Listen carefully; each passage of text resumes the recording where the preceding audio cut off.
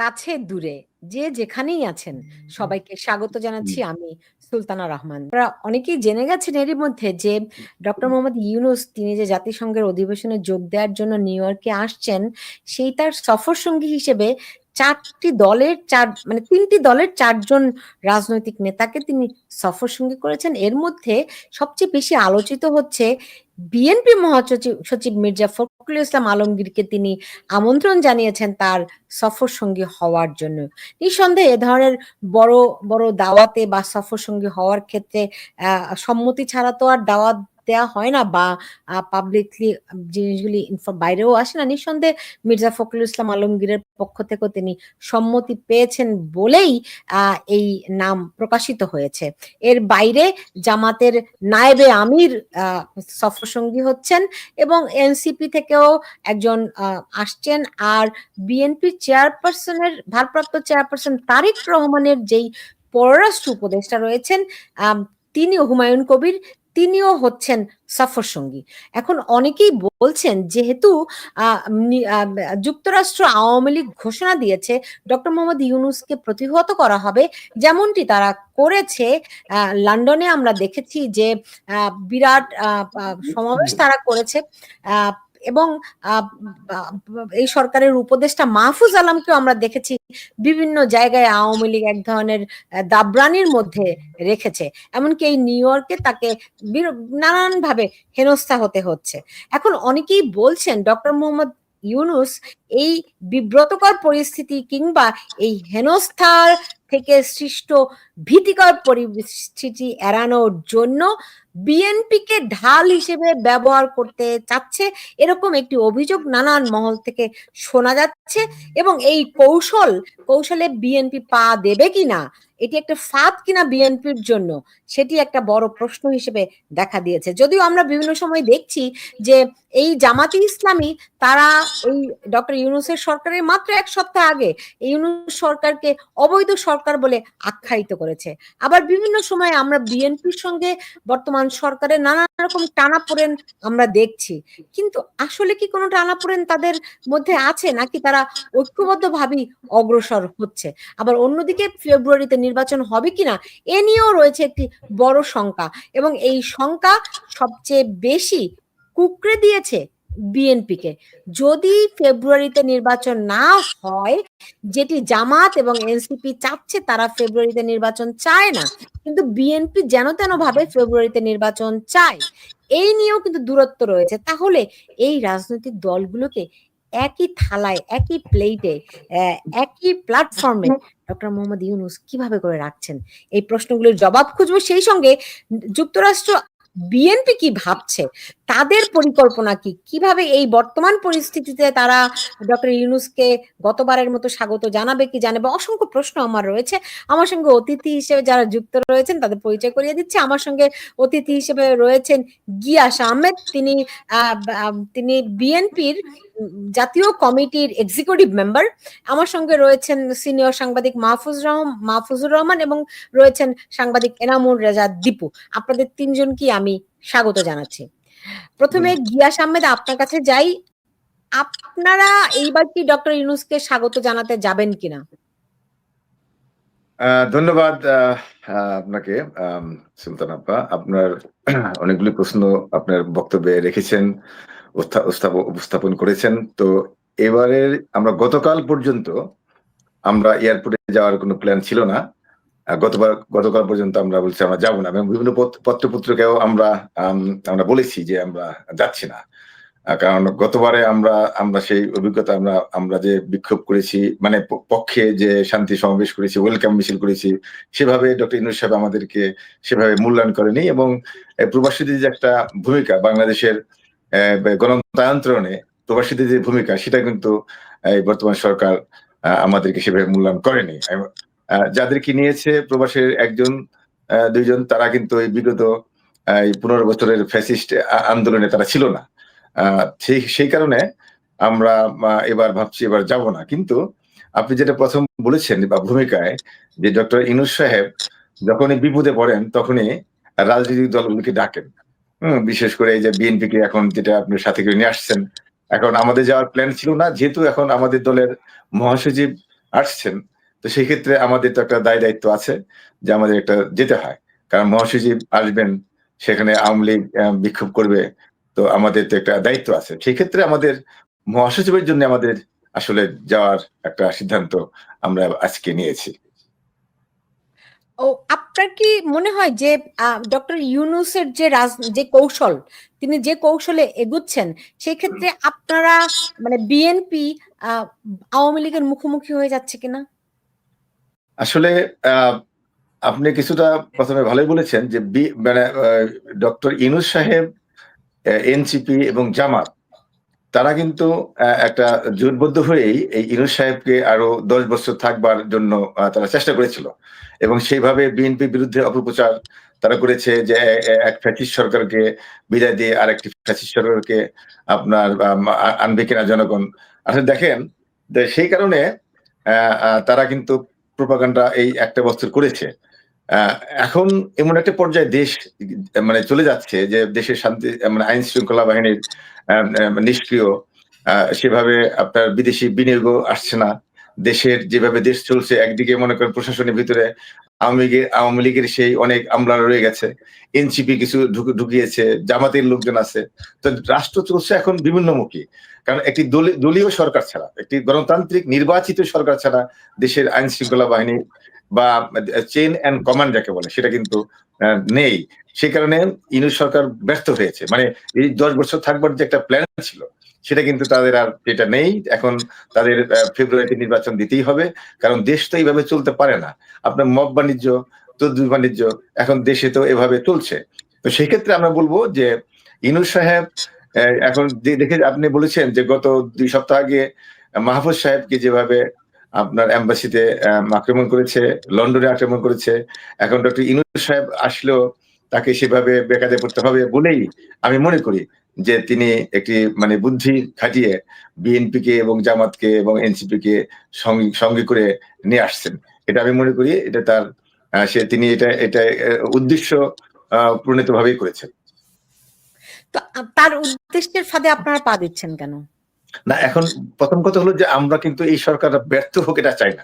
আমরা বিএনপি কিন্তু সবসময় বলে আসছে যে একটি ফ্যাসিস্ট সরকারকে সরানোর ফলে একটি যে মুক্ত আকাশ, মুক্ত বাতাস, গণতান্ত্রিক পরিবেশ আসবে, গণতান্ত্রিক একটা সরকার আসবে, যে সরকারই আসুক না কেন, সেটা কিন্তু আমরা বিএনপি সবসময় বলে আসছে যে এই সরকার ব্যর্থ হোক এটা বিএনপি চাচ্ছে না।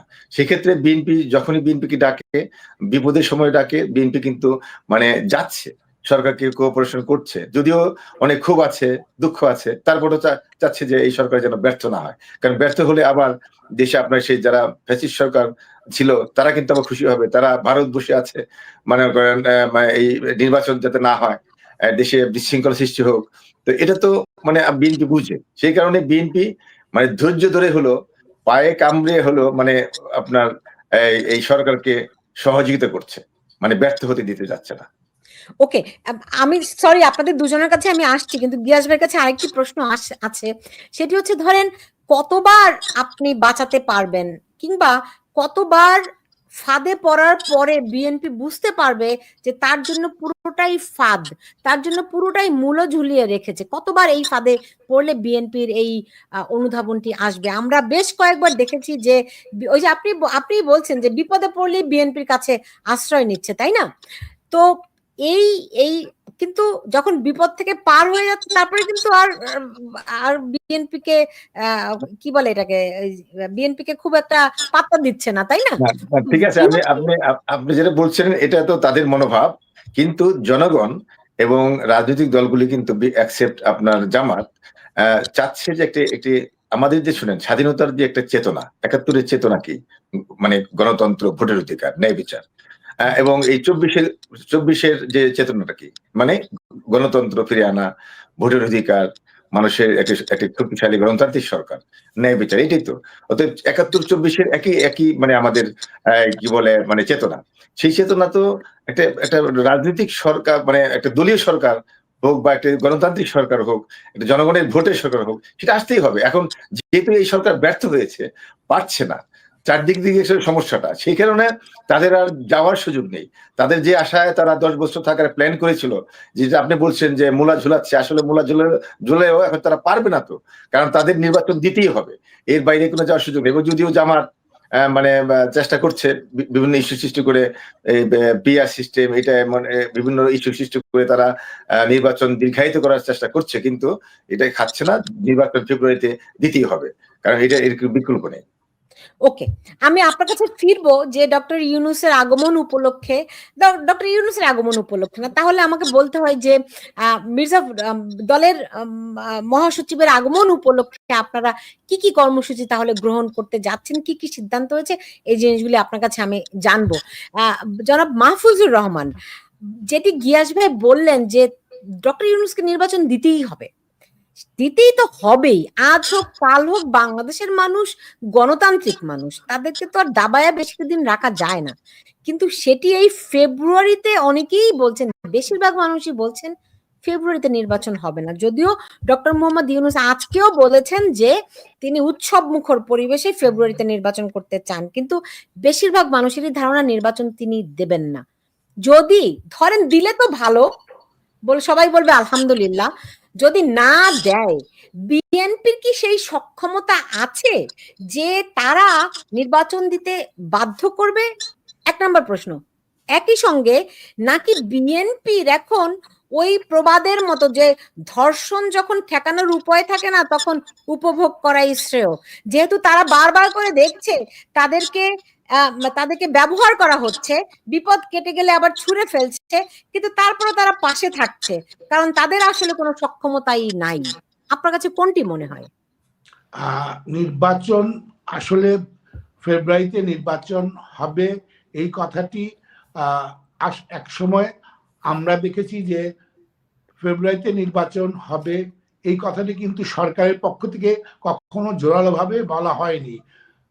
প্রধান উপদেষ্টার প্রেস সচিব বারবার বলেছেন যে নির্বাচন হবে, ফেব্রুয়ারিতেই হতে হবে, এমন কোনো কথা নাই, আমরা ম্যান্ডেট নিয়ে এসেছি। ইউনূস আজকেও বলেছেন যে ফেব্রুয়ারির প্রথম প্রেক্ষাপটে আসছি, তিনি হঠাৎ কেন আজকে, যেখানে বিএনপি ডিসেম্বরে নির্বাচন যখন চেয়েছিল তখন তারা এটা জুন পর্যন্ত এই নির্বাচনটাকে তারা প্রলম্বিত করতে চেয়েছিল, কিন্তু আজকে বিএনপি ফেব্রুয়ারিতে নির্বাচন চায়নি, বিএনপি চেয়েছিল ডিসেম্বরে। কিন্তু কোন উদ্দেশ্যে, কেন তারা ফেব্রুয়ারিতে নির্বাচনটাকে নিয়ে আসতে চাচ্ছে সেটা একটা সন্দেহজনক ব্যাপার। কারণ ফেব্রুয়ারিতে যেই সময় ফেব্রুয়ারির দ্বিতীয় সপ্তাহে নির্বাচন আয়োজনের কোনো উপযোগী সময় না। আর একই সাথে আমরা দেখছি যে এনসিপি এবং জামাত, যারা এই সরকারের সাথে যাদের আঁতাত বেশি, এবং আমরা সেই আঁতাতের ফলও দেখেছি ঢাকা ইউনিভার্সিটি এবং জাহাঙ্গীরনগর ইউনিভার্সিটির নির্বাচনে যে ধরনের মানে বিএনপিকে যেভাবে, ছাত্রদলকে যেভাবে পরাজিত করা হয়েছে একদম ম্যাটিকুলাস প্ল্যানে, এবং সেটারই প্রমাণ আমরা দেখেছি। এবং একইভাবে আমার বিশ্বাস যে ফেব্রুয়ারিতে নির্বাচন হবে না, এবং নির্বাচন না হলে বিএনপি কি করবে সেটা আসলে এখনই ভাবা যায় না, কারণ বিএনপি খুবই বিপজ্জনক অবস্থানে রয়েছে। বিএনপির নামে যারা সন্ত্রাসীরা সন্ত্রাস করছে, বা বিএনপির নামে যারা চাঁদাবাজি করছে, তাদেরকে কতটুকু বিএনপি ওন করে সেটুকু তা নিয়ে সন্দেহ আছে, কারণ এটি একটি প্রপাগান্ডা, জামাতের প্রপাগান্ডা, বিএনপিকে মানুষের কাছে হেয় করার জন্য। তো নির্বাচন যদি দেরি হবে যত, জামাতের এই প্রপাগান্ডা আমরা দেখেছি যে আপনার জামাত শিবিরের বট বাহিনী ঢাকা বিশ্ববিদ্যালয়কে নিয়ন্ত্রণ করার জন্য প্রতি মাসে 6 কোটি টাকা খরচ করে বট বাহিনী দিয়ে, যাদের মাধ্যমে ফেসবুকে অপপ্রচার, তেমনি তারাও এই যে ফেসবুকে বিএনপির বিরুদ্ধে অপপ্রচার এবং সবকিছুতে যখনই কোনো অপকর্ম ঘটে সেটি বিএনপির উপরে দায় চাপানোর চেষ্টা করে জামাত। এভাবে বিএনপিকে কোণঠাসা করার যে প্রক্রিয়া চলছে, নির্বাচন দেরি হলে বিএনপির জন্য আরো এটা বেশি ক্ষতিকর হবে, এবং আমার মনে হয় বিএনপিকে আরো বেশি হিউমিলেটেড করার জন্য নির্বাচনটা ফেব্রুয়ারিতে না করার জন্যই জামাত এবং এনসিপি ঐক্যবদ্ধভাবে কাজ করছে। সেক্ষেত্রে বিএনপির উচিত হবে যে তাদের স্বাভাবিকভাবে তারা তাদের রাজনৈতিক কর্মসূচির মধ্যে নির্বাচনকে প্রাধান্য দিয়ে সব ক্ষেত্রেই এটি মানে নির্বাচন আয়োজনের জন্য কমিটমেন্ট না, যেই কমিটমেন্ট প্রধান উপদেষ্টা দিয়েছেন সেটা না, ইচ্ছা করলে কিন্তু এখনই নির্বাচনে একটা তারিখ নির্ধারণ করা যেতে পারে। যেমন এটা আমরা আরো অনেক দেশে দেখি। দেখেন এই সরকার আসছে, এই সরকার এসে 3 মাসের সরকার 6 মাস থেকে আরম্ভ করে এখন 13 মাস চলে গেছে। আমরা নেপালে একই ধরনের ঘটনা যখন ঘটেছে, যে সরকার এসেছে সেই সরকার প্রথম দিনই বলে দিয়েছে 6 মাসের মধ্যে নির্বাচন হবে। তার মানে সবাই জানে যে 6 মাসের পর এই একটা দিনে নির্বাচন হবে। বাংলাদেশে আজকে 12 মাস পর এসে ফেব্রুয়ারিতে নির্বাচনের কথা বলছে, আর এখন এই সময় সেপ্টেম্বর মাস চলে গেছে, অক্টোবর আসবে, নির্বাচনের তারিখ কবে দেওয়া হবে, নির্বাচনে রাজনৈতিক দলগুলি কখন কিভাবে নির্বাচনের জন্য প্রচারণা করবে তার কোনো সুযোগ না দিয়ে বিএনপিকে একটা মানে অপ্রস্তুত অবস্থায় একটা তারিখ ঘোষণা করলে বিএনপি অপ্রস্তুত অবস্থায় নির্বাচনে অংশ নিলে বিএনপির জন্য সেটি হবে আত্মঘাতী অবস্থা। কারণ এখানেও মেটিকুলাস প্ল্যানে বিএনপিকে যদি হারানোর প্রচেষ্টা নেওয়া হয় তাতে আমি অবাক হব না। জি, এনামুল রেজা দীপু, আপনার কাছে কি মনে হয় যে মানে এই যে গিয়াস ভাই যে বললেন তারা অলরেডি সিদ্ধান্ত নিয়েছেন, যেহেতু দলের মহাসচিব আসবে তাদের তো আর কোনো উপায়ও নাই, আবার নিশ্চয়ই হাইকমান্ড থেকেও সেরকম নির্দেশনা থাকবে, তো বিএনপির বোধোদয় হওয়ার জন্য আর কি বাকি আছে? ধন্যবাদ সুলতানা। আমি গিয়াস ভাইয়ের কথা শুনলাম খুব ঠান্ডা মাথায়। আমি আজকে দুপুর পর্যন্ত বিভিন্ন জায়গায় খোঁজখবর নিয়ে যতটুকু জানতাম যে বিএনপি এবার মানে প্রধান উপদেষ্টাকে মানে সমর্থন দিতে যে জাতিসংঘ ভবনে যাবেন, তো এটা যেহেতু দলের সিদ্ধান্ত আর দলের সেক্রেটারি জেনারেলকে যেহেতু তারা অলরেডি ট্যাগ করে ফেলছে সাথে, এবং উনি এটা প্রচার হয়েছে পাবলিকলি, হয়তো সেই কারণে বিএনপিকে যেতে হবে। কিন্তু বিএনপি গতবার যেভাবে যে ভূমিকা পালন করেছে এইবার জোর করলেও সেই ভূমিকাটা পালন করতে পারবে না, বিকজ গতবার তাদের যে জোশটা ছিল সেই জোশ কিন্তু নাই। এটা গিয়াস ভাইয়ের কথা থেকেও বোঝা যাচ্ছে। আর এমনিও আমরা জানি যে বিএনপিও তাদের একবারে আস্থা একবার শূন্যের কোঠে চলে গেছে ইয়ের ব্যাপারে, ডক্টর ইউনূসের ব্যাপারে। তো সেই কারণে, আর অন্যদিকে এই আওয়ামী লীগ যেহেতু বাংলাদেশে তারা রাজনীতি করতে পারছে না, সে কারণে তারা অন্তত বিদেশে শান্তিপূর্ণভাবে যতখানি সম্ভব সামর্থ্যের সবটুকু দিয়ে হলেও তারা দেখাবে। এবং আমি একটু আগে সিদ্দিক ভাইয়ের একটা বক্তব্য শুনছিলাম, উনি ফজলুল বাড়ির সাথে কথা বলছিলেন অস্ট্রেলিয়ায়, যে ইউনূস সাহেবকে আমরা আমাদের আওয়ামী লীগের ভয়ঙ্কর রূপটা দেখাবো এবার। এবং ইতিমধ্যে আমরা বিভিন্ন জায়গায় কথা বলেছি, এনওয়াইপিডির মোটামুটি সবগুলা প্রিসেন্টই তারা এটুকু ইনফর্ম করার চেষ্টা করেছে যে ডক্টর ইউনূস হচ্ছে একজন এমন যে ৩৫০০ থেকে ৪০০০ পুলিশের খুনি হলো সে, এবং শুধু খুনিই না, তার মেটাকুলাস ডিজাইনের মাধ্যমে যেহেতু এই এতগুলি পুলিশের জীবন গেছে, সেই কারণে এখন উনি তাদেরকে ইনডেমনিটিও দিয়েছেন। তো কাজেই তোমরা এদেশের পুলিশকে, আওয়ামী লীগের পক্ষ থেকে বলা হয়েছে যে তোমরা এটা বুঝার চেষ্টা করো একজন পুলিশের খুনি আসতেছে, সে হেড অফ দ্য স্টেট, শুধু মানে এটা হিসেবে তোমরা বিবেচনা করো না। তো সব মিলিয়ে এবার লন্ডনের ঘটনা, লন্ডনের ট্রাফালগার স্কোয়ারে যে সমাবেশ হয়েছে, এখানে সব প্রবাসীরা আসবে আমার ধারণা আর কি। আমি অনেকের সাথে কথা বলেছি, কারণ শান্তিপূর্ণ সমাবেশ করতে তো কোনো সমস্যা নাই, কারণ আমার স্বাধীনতা আপনার নাক পর্যন্ত আছে, আমি আপনার নাক টাচ করতে পারবো না, এটা আমেরিকার আইন। কাজে ওইটুকু করার জন্য এবং আইন মেনে একবারে মানে যথার্থ যে প্রতিবাদ সেটা এখানে আওয়ামী লীগ করবে, এবং প্রচুর লোকের সমাগম সেখানে হবে। এবং বিএনপি গেলেও সেখানে বিএনপি অন্যবারের মতো একবারে ততটা তৎপর থাকবে না, তার নিষ্প্রভ থাকবে, এটা আমি নিশ্চিত। আমি একটু যোগ করতে চাই সুলতানা, আমি একটু যোগ করতে চাই, পারবো? হ্যাঁ, বলুন। আসলে এবার কিন্তু বিএনপি কিন্তু যে ভূমিকা রাখবে না এটা অতটুকু আমরা জানি। বিএনপি ডক্টর ইউনূসকে সমর্থন করে হয়তো কোনো শান্তি সমাবেশ করবে না, কিন্তু আমরা অনেকে লক্ষ্য করছেন না যে জামাতের নেতাকে নিয়ে আসছেন এখানে। এবং আমরা জানি যে যুক্তরাষ্ট্রে আওয়ামী লীগ এবং বিএনপির চেয়ে শক্তিশালী সংগঠন আছে, যারা একসময় জামাতে ইসলামের রাজনীতি এবং জামাতে ইসলামের রাজনীতির ধারক বাহক ছিল, কিন্তু যুদ্ধাপরাধের বিচার শুরুর পর থেকে সেই সংগঠনটি জামাতের আদর্শকে লুকিয়ে এখানে এখানে একটি সামাজিক সংগঠন হিসেবে আত্মপ্রকাশ করছে, সেটি হল মুসলিম উম্মাহ। আমার আশঙ্কা যে বিএনপি প্রয়োজন হবে না এবার শান্তি সমাবেশ করার জন্য, ডাক্তার ইউনূসের জন্য তারা জামাতকে নিয়ে আসতেছে, এবং আমরা দেখব যে মুসলিম উম্মাহ অভূতপূর্ব ভাবে তাদের কর্মী নিয়ে এখানে যোগ দিবে। আমরা যেটি একসময় দেখেছি, যখন যুদ্ধাপরাধীদের বিচারের সময় যতবারই শেখ হাসিনা আসছিলেন ততবারই কিন্তু মুসলিম উম্মাহ বিশাল বিশাল আয়োজন নিয়ে শেখ হাসিনার বিরুদ্ধে প্রতিবাদ সমাবেশ করেছিলেন যুদ্ধাপরাধীদের সমর্থনে। এবং আমরা জানি যে তারা প্রতারণা করে নিয়োগ স্কুল সিস্টেমের বাসগুলোকে নিয়ে শত শত বাস নিয়ে জাতিসংঘের সামনে গিয়ে প্রতিবাদ সমাবেশ করেছে, এবং সেখানে শিশুদেরকেও পর্যন্ত তারা নিয়ে গেছে। এবং আমরা দেখেছি তখন তাদের সেই সমাবেশে পাকিস্তানিরাও যোগ দিয়েছিল, এবং আমরা দেখেছি যে এটা কিন্তু ধর্তব্যের মধ্যে রাখতে হবে যে বিএনপি প্রতিবাদ সমাবেশ করবে না, শান্তি সমাবেশ করবে না, তাতে কিন্তু ডাক্তার ইউনূসের খেলা কিন্তু শেষ হবে না। জামাতের নেতাকে নিয়ে আসছে এবং মুসলিম উম্মাহ বিশালভাবে অংশ নিবে। সেটাকে মোকাবেলা করে বড় একটি আয়োজন করার জন্য আওয়ামী লীগকে অনেক বেশি পরিশ্রম করতে হবে এবং অনেক বেশি লোক জোগাড় করতে হবে, যেটি তখন করেছিল। এখন আওয়ামী লীগ ক্ষমতায় নাই, আওয়ামী লীগ কি সেটা পারবে কিনা সেটা নিয়ে আমার সন্দেহ রয়েছে।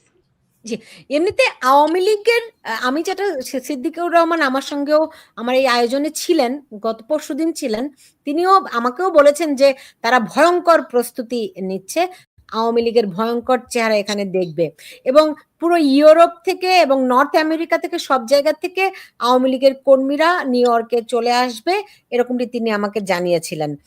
এখন আচ্ছা, মুসলিম উম্মাহ এরা কি মুনা? হ্যাঁ, মুনা। ওকে, মুনা হচ্ছে তাহলে জামাতের শাখা।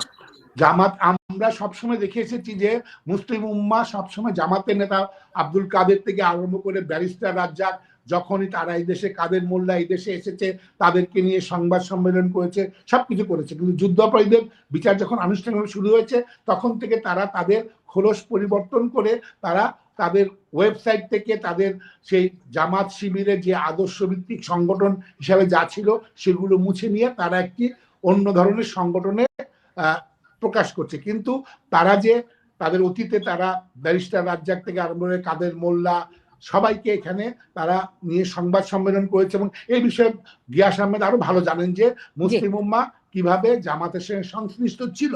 তো সেই ক্ষেত্রে জামাতের নেতাকে নিয়ে আসা, নায়েবে আমিরকে নিয়ে আসা মানে তারা এই শক্তিটাকে ব্যবহার করবে ইউনূসের পক্ষে শান্তি সমাবেশ বা ইউনূসের পক্ষে এবং আওয়ামী লীগের বিরুদ্ধে বিক্ষোভ সমাবেশ করার জন্য। আমি একটু আশা করছি গিয়াস এ ব্যাপারে কিছু বলবেন। জি, গিয়াস ভাই, আপনার কাছে অনেকগুলো প্রশ্ন আছে আমার, আগে মাহফুজ ভাইয়ের প্রশ্নের উত্তর দিয়ে নেন। আচ্ছা, না, মাহফুজ ভাই যেটা বলছেন সেটা হলো যে ঠিক আছে, মোনা হলো আপনার ওই, যেহেতু তারা ওই জামাত ইসলামের নামটা তারা ইউজ করতে চায় নাই, তো জামাতেরই একটা রূপ হলো আপনার মোনা। এখানে তারা অর্গানাইজ, আমেরিকাতে বাংলাদেশে যেমন তারা গুপ্তভাবে আওয়ামী লীগের ভেতরে, বিএনপির ভেতরে, সব রাজনৈতিক দলের ভেতরে যেমন গুপ্তভাবে ছিল, ঠিক এরকম জামাতে ইসলামীর মুনা নামে এখানে তারা সক্রিয়, এই তো আপনি বলছেন? জি জি, তারা ওই মোনা মানে জামাতের মতাদর্শেরই তারা মোনা এখানে কাজ করে। তবে গতবার কিন্তু এয়ারপোর্টে মোনা যায় নাই, জামাত যায় না। গতবার যে আমরা শোডাউন করেছিলাম, ডক্টর ইউনূসকে আমরা ওয়েলকাম করেছিলাম বিশাল আমাদের নেতা কর্মীদের নিয়ে, সেটা কিন্তু আমরা তাকে একটি জাতির একজন অভিভাবক হিসেবে, আমি যদি ভুল না করে থাকি, আমি গিয়েছিলাম এয়ারপোর্টে, আমি গিয়েছিলাম গতবার, সেখানে মুনা যায়নি আপনাদের সঙ্গে, মানে আপনারা এক জায়গায়, মানে বিএনপি এক জায়গায় সমাবেশ করেছে, আওয়ামী লীগ আরেক জায়গায় করেছে, কিন্তু আপনারা যেটা দেখেননি, আপনারা চলে যাওয়ার পরে এয়ারপোর্টের ভেতরে অন্য একটি নাম দিয়ে ব্যানারে একটি সংগঠন এসেছিল, আপনারা সেটি দেখেননি। তারা হয়তো মুনা নয়, কিন্তু অন্য কিছু সংগঠনের কর্মীরা সেখানে উপস্থিত ছিলেন এয়ারপোর্টের একদম ভেতরে। না, ওটা মুনা হবে, মুনা না মনে হয়, না ওটা মুনা, ওটা মুনা সমর্থিত একটি হিউম্যান রাইটস অর্গানাইজেশন। রাইট, একটা হিউম্যান রাইটস অর্গানাইজেশন। আমি ওটা ডিটেইলস জানি না। তারা আরেকটি, তাদের অনেক সময় প্রয়োজন পড়লে মুনার নাম যেখানে ব্যবহার করে না, তারা একটি হিউম্যান রাইটস অর্গানাইজেশন নাম দিয়ে আরেকটি সংগঠন ব্যবহার করেন, সেটাও আপনি জানেন গিয়াস নিশ্চয়ই। হ্যাঁ, ওটা ওদের একটা সংগঠন আছে, মানে হিউম্যান রাইটস নামে। ওকে, জি, জি, বলুন, বলুন, এখন বলুন। সরি আমি একটু না, ইন্টারাপ্ট করছি। না ঠিক আছে। ওটা তো মানে আমরা জানলাম যে মোনা মানে জামাতেরই আরেকটা মানে সংগঠন। আর এই হিউম্যান রাইটস নামে যে সংগঠনটা আছে সেটাও জামাতের। তো আপনি ১ম যে প্রশ্ন করেছিলেন আমাকে আপনাকে ওই প্রশ্নটা কি আবার রিপিট ও করবেন? একদম ১ম আমি আপনাকে প্রশ্ন করেছিলাম যে আ কি কর্মসূচি আজকে আপনারা বৈঠকে সিদ্ধান্ত নিলেন? কারা, কারা বৈঠকে ছিল? দলের হাইকমান্ড থেকে আপনাদের কি ধরনের নির্দেশনা দেয়া হয়েছে? সেটা বললাম যে গতকাল পর্যন্ত আমাদের সিদ্ধান্ত ছিল আমরা যাব না। কারণ আ আ আমরা আ আমরাও এই সরকারের মানে প্রতি আমরা অসন্তুষ্ট নই। তারপরেও আমরা চাই যে এই সরকার যেন ব্যর্থতায় পর্যবেসিত না হয়। তো সেই কারণে এবার আমরা আজকে যেহেতু আমরা নিউজ দেখলাম যে আমাদের দলের মহাসচিব আসছেন এবং আমাদের লন্ডন থেকেও যারা দায়িত্বপ্রাপ্ত তারাও আমাদের সাথে যোগাযোগ করেছেন। আম যে আমাদের এয়ারপোর্টে যেতে হবে যেহেতু আমাদের মহাসচিব আসছেন। তো সেক্ষেত্রে আমাদের যতটুকু করার ইনশাআল্লাহ আমরা করব। কালকেও আমাদের একটা মিটিং আছে। আমরা আজকেও আমাদের সাথে ঢাকা থেকে যারা অ্যাডভান্স টিম এসেছেন তাদের সাথে আমাদের কথা হয়েছে। তো সেক্ষেত্রে আমাদের আমরা কিন্তু ১৫-১৬ বছর যে আমাদের শেখ হাসিনা বিরোধী আন্দোলন করেছি। আমরা কিন্তু শান্তিপূর্ণভাবে প্রত্যেকটা সমাবেশ আমরা করেছি। তো এখন আমি যেটা বলতে চাই সেটা হলো সিদ্দিক সাহেব যেটা বলেছেন যে ভয়ংকর রূপ মানে ধারণ করা বা ভাঙচুর করা এগুলি করলে সরকারের কিছু আসে যায় না কিন্তু আমাদের ক্ষতি হয়। আমরা যারা এই দেশে আছি আমাদের একটা কিন্তু অর্জন আছে। আমাদের এদেশের একটা মেইনস্ট্রিমে আমাদের একটা প্রভাব আছে। আমাদের ছেলেমেয়েরা নতুন প্রজন্মের ছেলেমেয়েরা ভালো স্কুলে যায়, ভালো কলেজে যাচ্ছে, ভালো ইউনিভার্সিটিতে এবং ভালো প্রতিষ্ঠানগুলোতে চাকরি করে। ইভেন হোয়াইট হাউস পর্যন্ত আমাদের ছেলেমেয়েরা কাজ করে। সেক্ষেত্রে এই যে মেইনস্ট্রিম মিডিয়াতে যদি এই ধরনের ভাঙচুর মানে হয় ভাঙচুর এবং এবার এটা নিয়ে মামলাও হয়েছে। আপনি দেখেছেন এই কনস্যুলেট জেনারেলে যে আম হামলা হয়েছে, কাঁচ ভাঙা হয়েছে, গ্লাস ভাঙা হয়েছে, ডোর ভাঙা হয়েছে সেটা নিয়ে কিন্তু কয়েকজন অ্যারেস্ট হয়েছে এবং আরো অনেকে অ্যারেস্ট হবেন। আমরা যতটুকু জানতে পেরেছি যে তাদের মামলা হয়েছে। তো এগুলি তো কিন্তু আমাদের কিন্তু দেশের ভাবমূর্তি নষ্ট হচ্ছে। আমরা আন্দোলন করব। আমরা প্রতিবাদ করব। প্রতিবাদের ভাষায় আমরা প্রতিবাদ করব। যেটা এই দেশে থেকে যদি আমরা এই ধরনের কাজ করি তাহলে মানে আমরা তো দেখেন ১৫ বছর তো আমি দেশে যেতে পারিনি। এখন আমার কারণে আমার ভাইকে মানে গ্রেফতার করেছে। এখন অনেকেই আপনি জানেন যে ওর কত সাফারার ছিল। তো সেই ক্ষেত্রে আমরা কিন্তু কখনো ওই মানে ওইভাবে ভয়ংকর রূপ দেখাই নাই। তো সেক্ষেত্রে আমি বলব যে আ ভয়ংকর রূপ দেখানো যায় কিন্তু সেটা তো আরো ক্ষতি হচ্ছে। মানে এটা আওয়ামী লীগ কিন্তু গেইন করবে না। মানে আমি বলতেছি যে একজন প্রবাসী হিসেবে প্রবাসী হিসেবে আমি যদি বলি তাহলে আমাদের যে অর্জন আছে মেইন স্ট্রিমে পুলিশ ডিপার্টমেন্টে আমাদের একটা মেয়র পর্যন্ত আমাদের বাসায় আসে, আমাদের সমাবেশে আসে, আমাদের গভর্নররা আসে এবং আমাদের একটা অর্জন আছে তো। তো সেক্ষেত্রে এটা যেন ভুল উন্ঠিত না হয়। সেদিক থেকে আমার মনে হয় আওয়ামী লীগের এটা বোঝা উচিত। আর এই ভাঙচুর করলে তাদের তো মানে কোনো ভোট বাড়বে না। আরো কিন্তু এটা খারাপের দিকে যাচ্ছে। রিঅ্যাকশনটা খারাপ হবে যে তারা কোনো মানে জামাতের মতো যে কোনো দুঃখ প্রকাশ করছে না। যা করেছে এই ১৫ বছরে সেই ব্যাপারে তারা অনুতপ্ত নন। তো সেক্ষেত্রে আমি বলব যে তাদের অধিকার আছে বিক্ষোভ করার। তারা বিশাল সমাবেশ করতে পারে। কিন্তু সেটা শান্তিপূর্ণভাবে করা ভালো আমার মনে হয়। তো আপনারা কি কর্মসূচি গ্রহণ করেছেন? না আমাদের এয়ারপোর্টে আমরা যাচ্ছি। তারপরে আমাদের ওই যে একটা যে এনআরবি কানেক্ট আ যেটা একটা সম্বর্ধনার মতো বা আলোচনা হবে হোটেল আ ম্যারিয়ট মার্কসে আপনার ওই যে ম্যানহাটনে 7th ইলেভেন সেখানেও আমরা যাচ্ছি। তারপর যে যতগুলো প্রোগ্রাম আছে আমাদের সেগুলি এখন মানে আমরা যাচ্ছি যেহেতু আমাদের দলের মহাসচিব আসছেন এবং দলের আরো নেতৃবৃন্দ আসছেন এবং আমাদের সেভাবে নির্দেশনা দেওয়া হয়েছে। তো আমাদের যতটুকু করার আমরা করব এবার আরকি। এমনিতে আ আ আ জাতিসংঘের ধরেন জেএফকে তে আপনারা যাবেন। আপনারা জাতিসংঘের অধিবেশনে জাতিসংঘের সামনে যে সমাবেশ করেন ওগুলো করবেন, তাই তো? হ্যাঁ, যতটুকু যা করার এবং হোটেলে তাছাড়া যেগুলি করেন সামনে সেগুলি আমরা থাকবো। করবেন। হ্যাঁ, আমরা থাকবো। মানে আমাদের কথা হলো যে মানে এই যেহেতু এই সরকার আ বা যেটা নাকি বলেছেন আপনি যে বিএনপিকে মানে মানে যত অপপ্রচার করবার জামাত এবং এনসিপি করেছে এই সরকারের সহযোগিতায় এবং সেটা করে বিএনপিকে মানে জনবিচ্ছিন্ন করবার চেষ্টা করেছে। কিন্তু আপনার তারপরও বিএনপি চায় একটি গণতান্ত্রিক সরকার আসুক। দেশে যে ৭১ যে চেতনা সেটা জনগণের ভোটের অধিকার, ন্যায় বিচার সেটা ফিরে আসুক। সরকার যে আসুক, আমাদের কথা হলো যে সরকার জনগণ যাকে পছন্দ করবে সেই আসবে।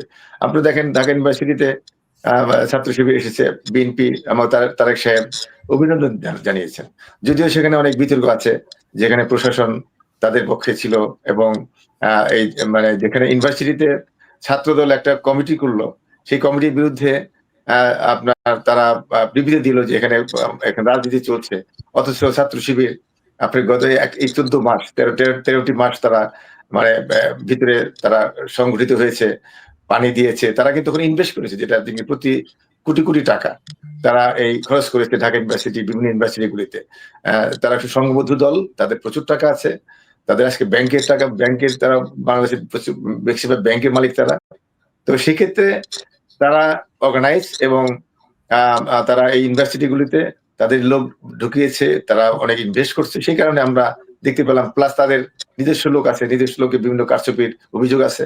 তারপরেও কিন্তু আমাদের বিএনপি ভারপ্রাপ্ত চেয়ারপারসন তারেক রহমান এই নির্বাচনকে সাধুবাদ জানিয়েছেন একটা কারণে, যে আমরা চাই দেশে একটি নির্বাচিত সরকার আসুক, ফেব্রুয়ারিতে যাতে নির্বাচন বাধা বিঘ্ন না হয় সে ব্যাপারে বিএনপি ধৈর্য সহকারে চাচ্ছে যে নির্বাচনটা যেন দিতে পারে এবং জনগণের যে ভোটের অধিকার সেটা যেন বাস্তবায়ন হয়। কারণ ভোটের অধিকার না থাকলে এটা মানে গণতান্ত্রিক সরকার যদি না আসে, তাহলে বিদেশিরা আপনার ইনভেস্টমেন্ট করতে যাচ্ছে না, আমরা প্রবাসীরা যারা আছে আমরা কিন্তু আবার যাব না। আমরা যেমন এই যদি আজকে দেখেন জামাত যেভাবে হুমকি ধুমকি দিচ্ছে, পিআর সিস্টেম না হলে নির্বাচন করতে দিবে না, আন্দোলনে যাচ্ছে, এইগুলি হলে কিন্তু আমরা প্রবাসীরা কিন্তু আবার শঙ্কিত হচ্ছি, দেশে যাওয়া ইনভেস্ট বন্ধ হয়ে যাবে।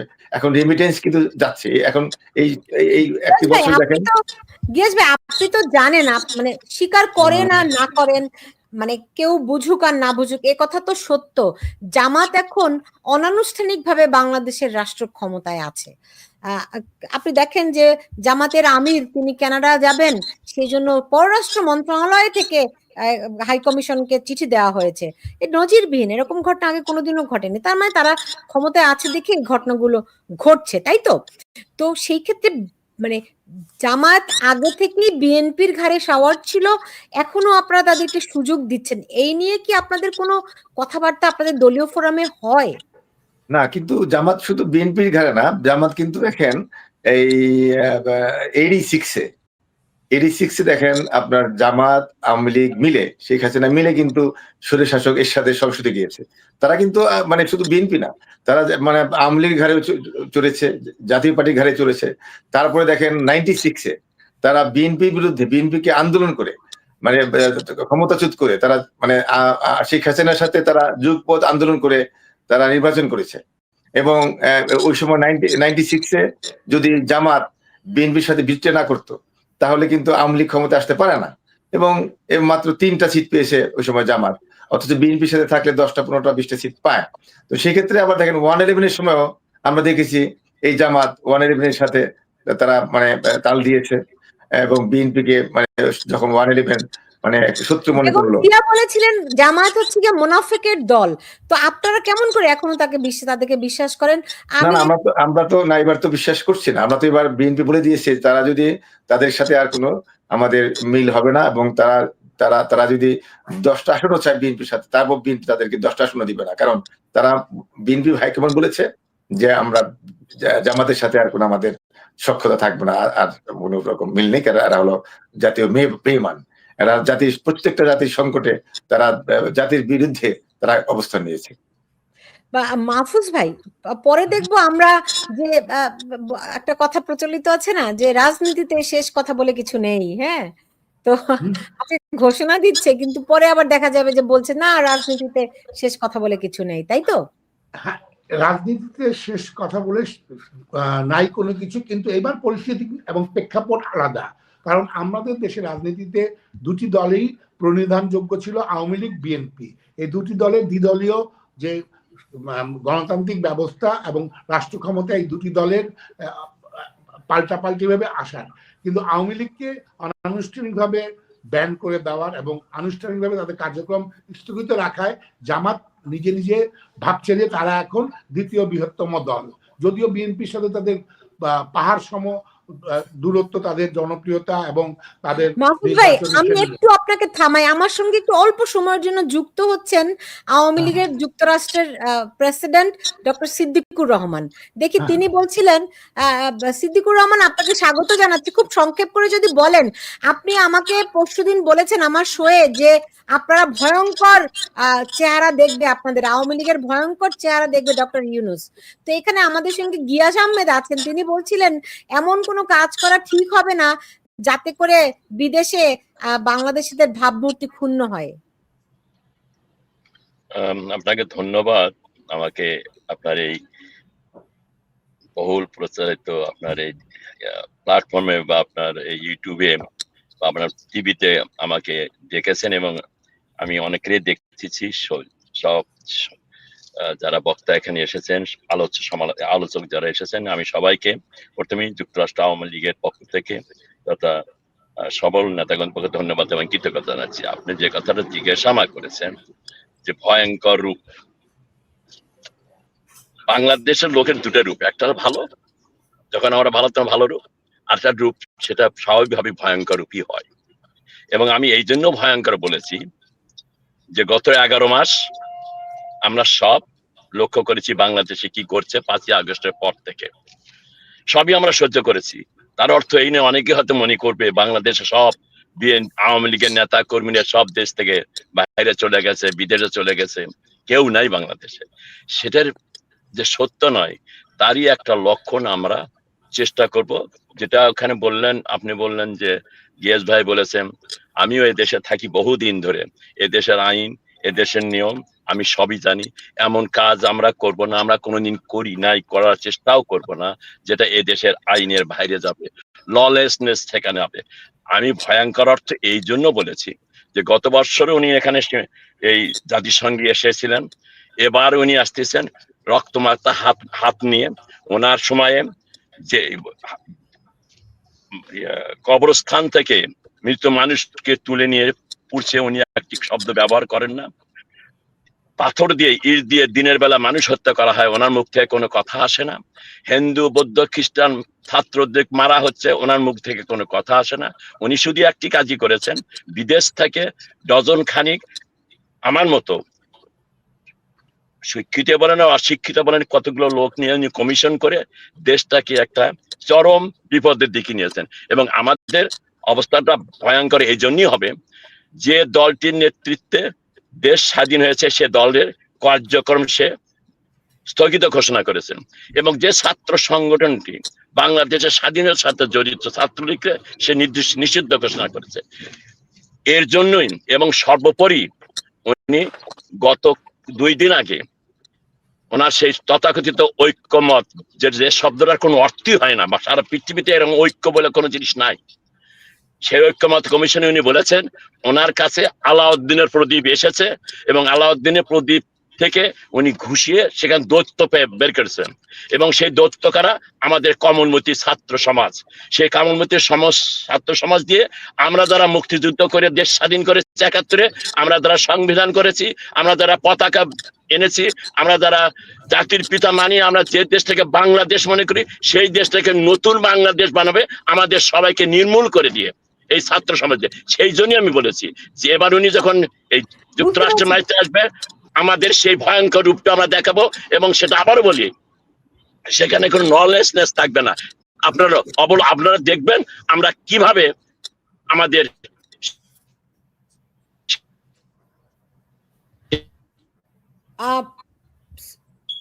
সিদ্দিক ভাই, আপনার কথা কেটে যাচ্ছে, আপনার কথা কেটে যাচ্ছে, আপনি শুনতে পাচ্ছেন?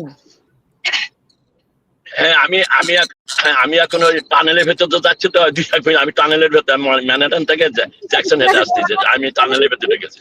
জি জি জি, গিয়াস ভাই, আপনি শুনছিলেন যে সিদ্দিকুর রহমান বলছিলেন, আমার তার কাছে আরেকটু জানার ছিল যে যেহেতু আপনারাও এখন কর্মসূচি নেবেন, আবার মুখোমুখি হয়ে যাবে কিনা। প্রত্যেক বছরই আমরা দেখি একটা টান উত্তেজনা থাকে দুই দল জাতিসংঘের সামনে, এবছরও আবার তেমনটি হতে যাচ্ছে কিনা? তা এটা মানে আমরা তো অবশ্যই সেটা চাই না, এই ধরনের অনাকাঙ্ক্ষিত ঘটনা করলে আমি আগে বলেছি যে আমাদের এই প্রবাসে একটি অর্জন আছে বাংলাদেশের আমেরিকান বাংলাদেশ হিসেবে আমাদের স্টেট ডিপার্টমেন্টে বলেন, মেয়র অফিস বলেন, ইভেন গভর্নর অফিস, বিভিন্ন কংগ্রেসম্যান মেইন স্ট্রিমে আমাদের একটা অর্জন আছে, সেটা যেন ভুলণ্ঠিত না হয়। কারণ আমরা আমাদের ফার্স্ট জেনারেশন, কিন্তু আমাদের সেকেন্ড জেনারেশন আছে, নতুন প্রজন্মের ছেলেমেয়েরা আমাদের ভালো স্কুলে যায়, ভালো ইউনিভার্সিটিতে যাচ্ছে, তারা ভালো জব, ব্যবসা বাণিজ্য করছে। অতএব যদি আমরা এমন কিছু করা যাবে না যে আমরা কোন দেশ থেকে এসেছি, আমাদের চরিত্র কেমন, সেটা যেন না প্রকাশ পায়। গিয়াস ভাই, আওয়ামী লীগ যে কর্মসূচি নিচ্ছে, আপনার কি মনে হয় যে আপনাদেরকে সেই কর্মসূচি ঠেকানোর নিরাপত্তা রক্ষী হিসেবে ব্যবহার করতে যাচ্ছে ডক্টর ইউনূস? না, আমরা তো যেমন আমরা যাব মানে একটা আমরা যাব ওয়েলকাম আমাদের মিছিল করতে বা সমাবেশ করতে, সেখানে আমাদের জায়গা কিন্তু ভিন্ন। আমরা অলরেডি পারমিশন আগে নিয়ে রেখেছিলাম যে যদি প্রয়োজন হয়। তো আমাদের পারমিশন যে জায়গায় আছে, আওয়ামী লীগের পারমিশন হয়তো অন্য জায়গায়। তো সেক্ষেত্রে কোনো সমস্যা হবে না, কারণ আওয়ামী লীগের সাথে আমাদের এই পর্যন্ত তেমন এই 17-18 বছরে তেমন তেমন তেমন বিরোধটা হয়নি। মাঝে মাঝে হয়তো দু একটা এদিক সেদিক হয়েছে, বাট তেমন আমাদের মধ্যে ওই ধরনের বিশৃঙ্খলা হয়নি। আমরা এগুলি সবসময় অ্যাভয়েড করতাম, কারণ আমরা চাই না এদেশের মেইন স্ট্রিমে এটা জানুক যে আমরা একসাথে সহবাস করতে পারি না। অথবা আমরা চাবো এই ধরনের যাতে বিশৃঙ্খলা না হয়, সেটা আমরা এড়িয়েই থাকতে চাই। আর যদি আমাদের উপরে এসেই যায়, কারণ আমাদের জানেন যে নিউ ইয়র্কে আমি মনে করি যে বেশিরভাগ জনগণ মানে আপনার এই বিএনপির পক্ষে আছে, দেশপ্রেমের পক্ষে, বাংলাদেশের পক্ষে। আপনি দেখেছেন যে এই এই এই ফ্যাসিবাদী বিরোধী আন্দোলনে আপনার টাইম স্কোয়ারে আমরা যখন সমাবেশ করেছিলাম, প্রায় 20,000 লোকের সমাবেশ হয়েছিল। এবং কোত্থেকে যে এত লোক আসলো, আমরা শুধু ডাক দিয়েছিলাম, এবং আমরা মানে রেমিটেন্স বন্ধ করবার যে ডাক দিয়েছিলাম, সেটাও কিন্তু দেখেছেন ওই 2টা মাস কোনো টাকা পয়সা বাংলাদেশে পাঠায়নি। তো সেই ক্ষেত্রে আমি মনে করি যে আমরাও মানে যাচ্ছি, আমাদের যেহেতু মহাসচিব আসছেন, আমার মহাসচিবের স্বার্থে, বিএনপির স্বার্থে, দেশের স্বার্থে আমরা যাব, এবং আমরা সুসংগঠিত আছি এখনো। তো কোনো সমস্যা হবে না বলে আমি আশাবাদী। জি, এনামুর রহমান দীপু, আপনার কাছে কি মনে হয় যে কত সমাবেশে ধরেন মুনার মাধ্যমে, মুনা মানে মুসলিম উম্মাহ অফ নর্থ আমেরিকা, অনেকে আবার একটু ক্লারিফাই করলাম, যেটি জামাতের ছায়া সংগঠন বলে আপনারা বলছেন, তো তারা যদি আসে এবং বিএনপির কর্মীরা যদি সমবেত হয়, সব মিলিয়ে এবং পুরো আমেরিকা থেকে, নর্থ আমেরিকা এবং ইউরোপ থেকে বাংলাদেশিরা আসছে আওয়ামী লীগের পক্ষে, ফলে একটা হুলস্থুল কাণ্ড ঘটবে নাকি?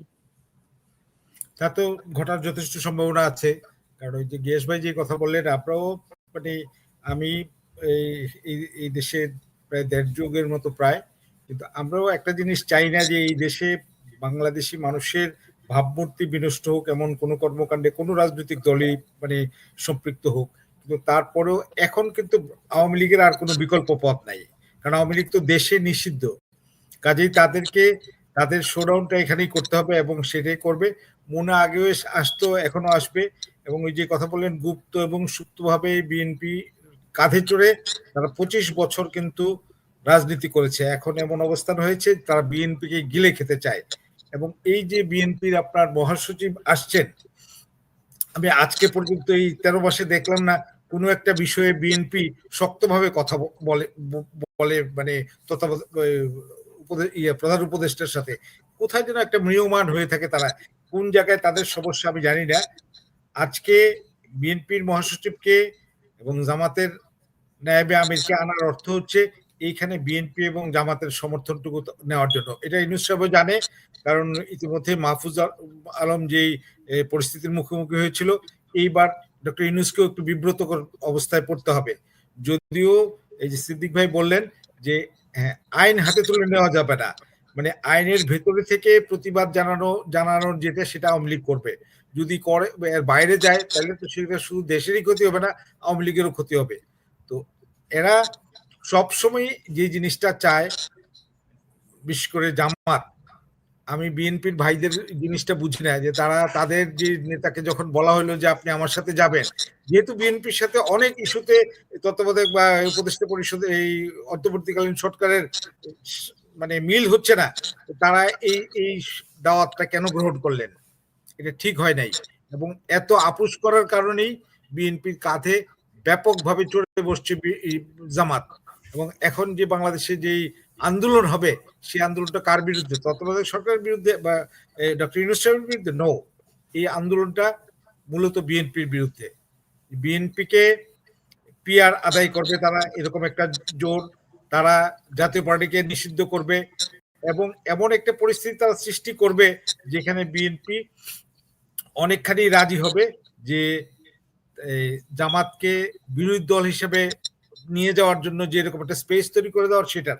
কিন্তু বাংলাদেশের বিরাজিত যে রাজনীতি, সেখানে কিন্তু আগের মতো অবস্থান নাই যে বিএনপি যদি কাউকে ছেড়েও দেয় সেখানে জামাতের লোক বিএনপির মার্কা নিয়ে ইলেকশন করতে পারবে না। এবং বিএনপির অনেক লোক আছেন 15 বছর 16 বছর নির্বাচন হয় না, সেখানে অনেকগুলি প্রার্থী রেডি হয়ে আছে। একজনকে যদি ছড়িয়ে দেওয়া হয় আরেকজন স্বতন্ত্র দাঁড়াবে, এটা কেউ ঠেকাইতে পারবে না। কারণ আমার বয়স হয়ে গেছে 60 বছর, আমি তো এর পরের বার নির্বাচনে অংশগ্রহণ করতে পারবো কিনা নিশ্চয়তা নাই, কাজে আমি এবার ছাড় তো দেবো না।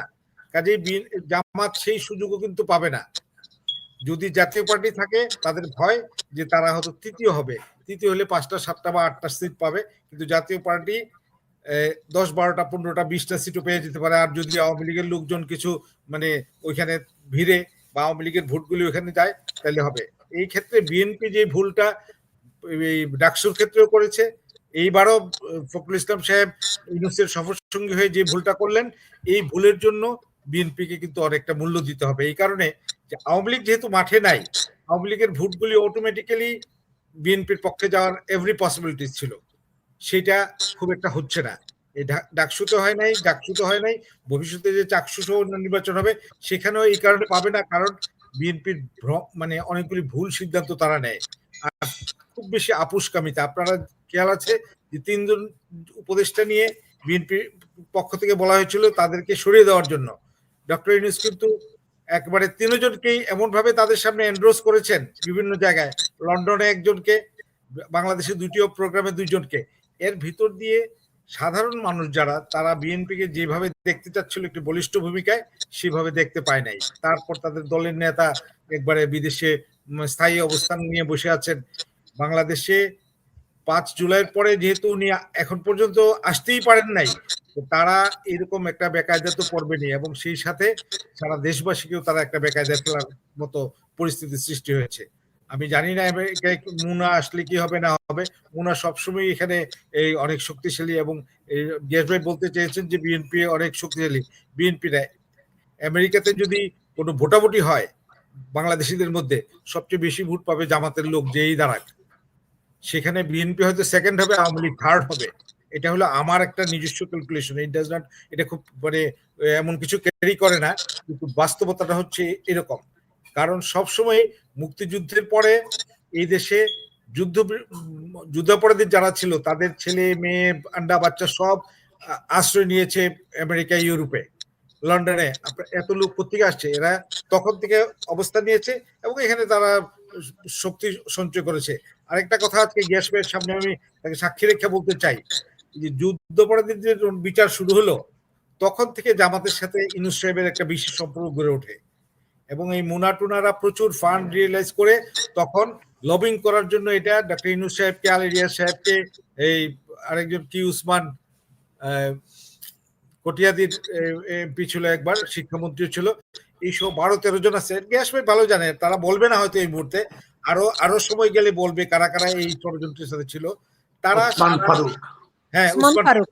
তো তারা এখানে জামাতের পয়সায় দীর্ঘদিন লবিং টবিং করে এমন করেছেন যে এটা আওয়ামী লীগের বিরুদ্ধে করতে করতে তারা বাংলাদেশ বিরোধী এমন মানে প্রচারণা চালিয়েছেন যে বাংলাদেশকে তারা হেয় প্রতিপন্ন করেছেন। তো সেই লোকগুলি এখন সরকারে, সেই লোকগুলি বিভিন্ন কমিশনে আছেন।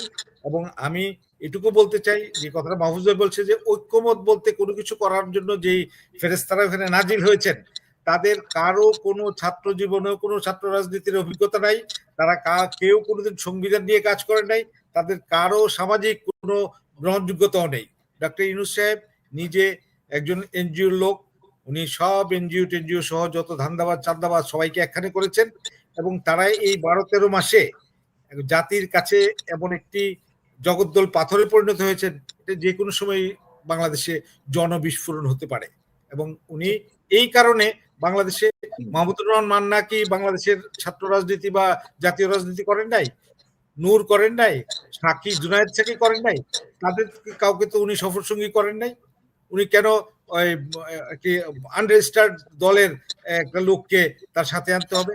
মানে বিতর্ক উনাকে শুরু থেকেই ছাড়ে নাই, এখনো ছাড়ে নাই, এবং যতদিন উনি থাকবেন ততদিন তাকে এই বিতর্ক ঘিরে রাখবে। এবং এটাও বলে রাখি এখানে, বাংলাদেশে উনি নোবেল লরিয়েট হিসেবে যে সম্মান অর্জন করেছিলেন, এই বাংলাদেশেই সেটার বিসর্জন হবে, এবং এই মানে এটার যে নমুনা আমরা দেখতে পাচ্ছি।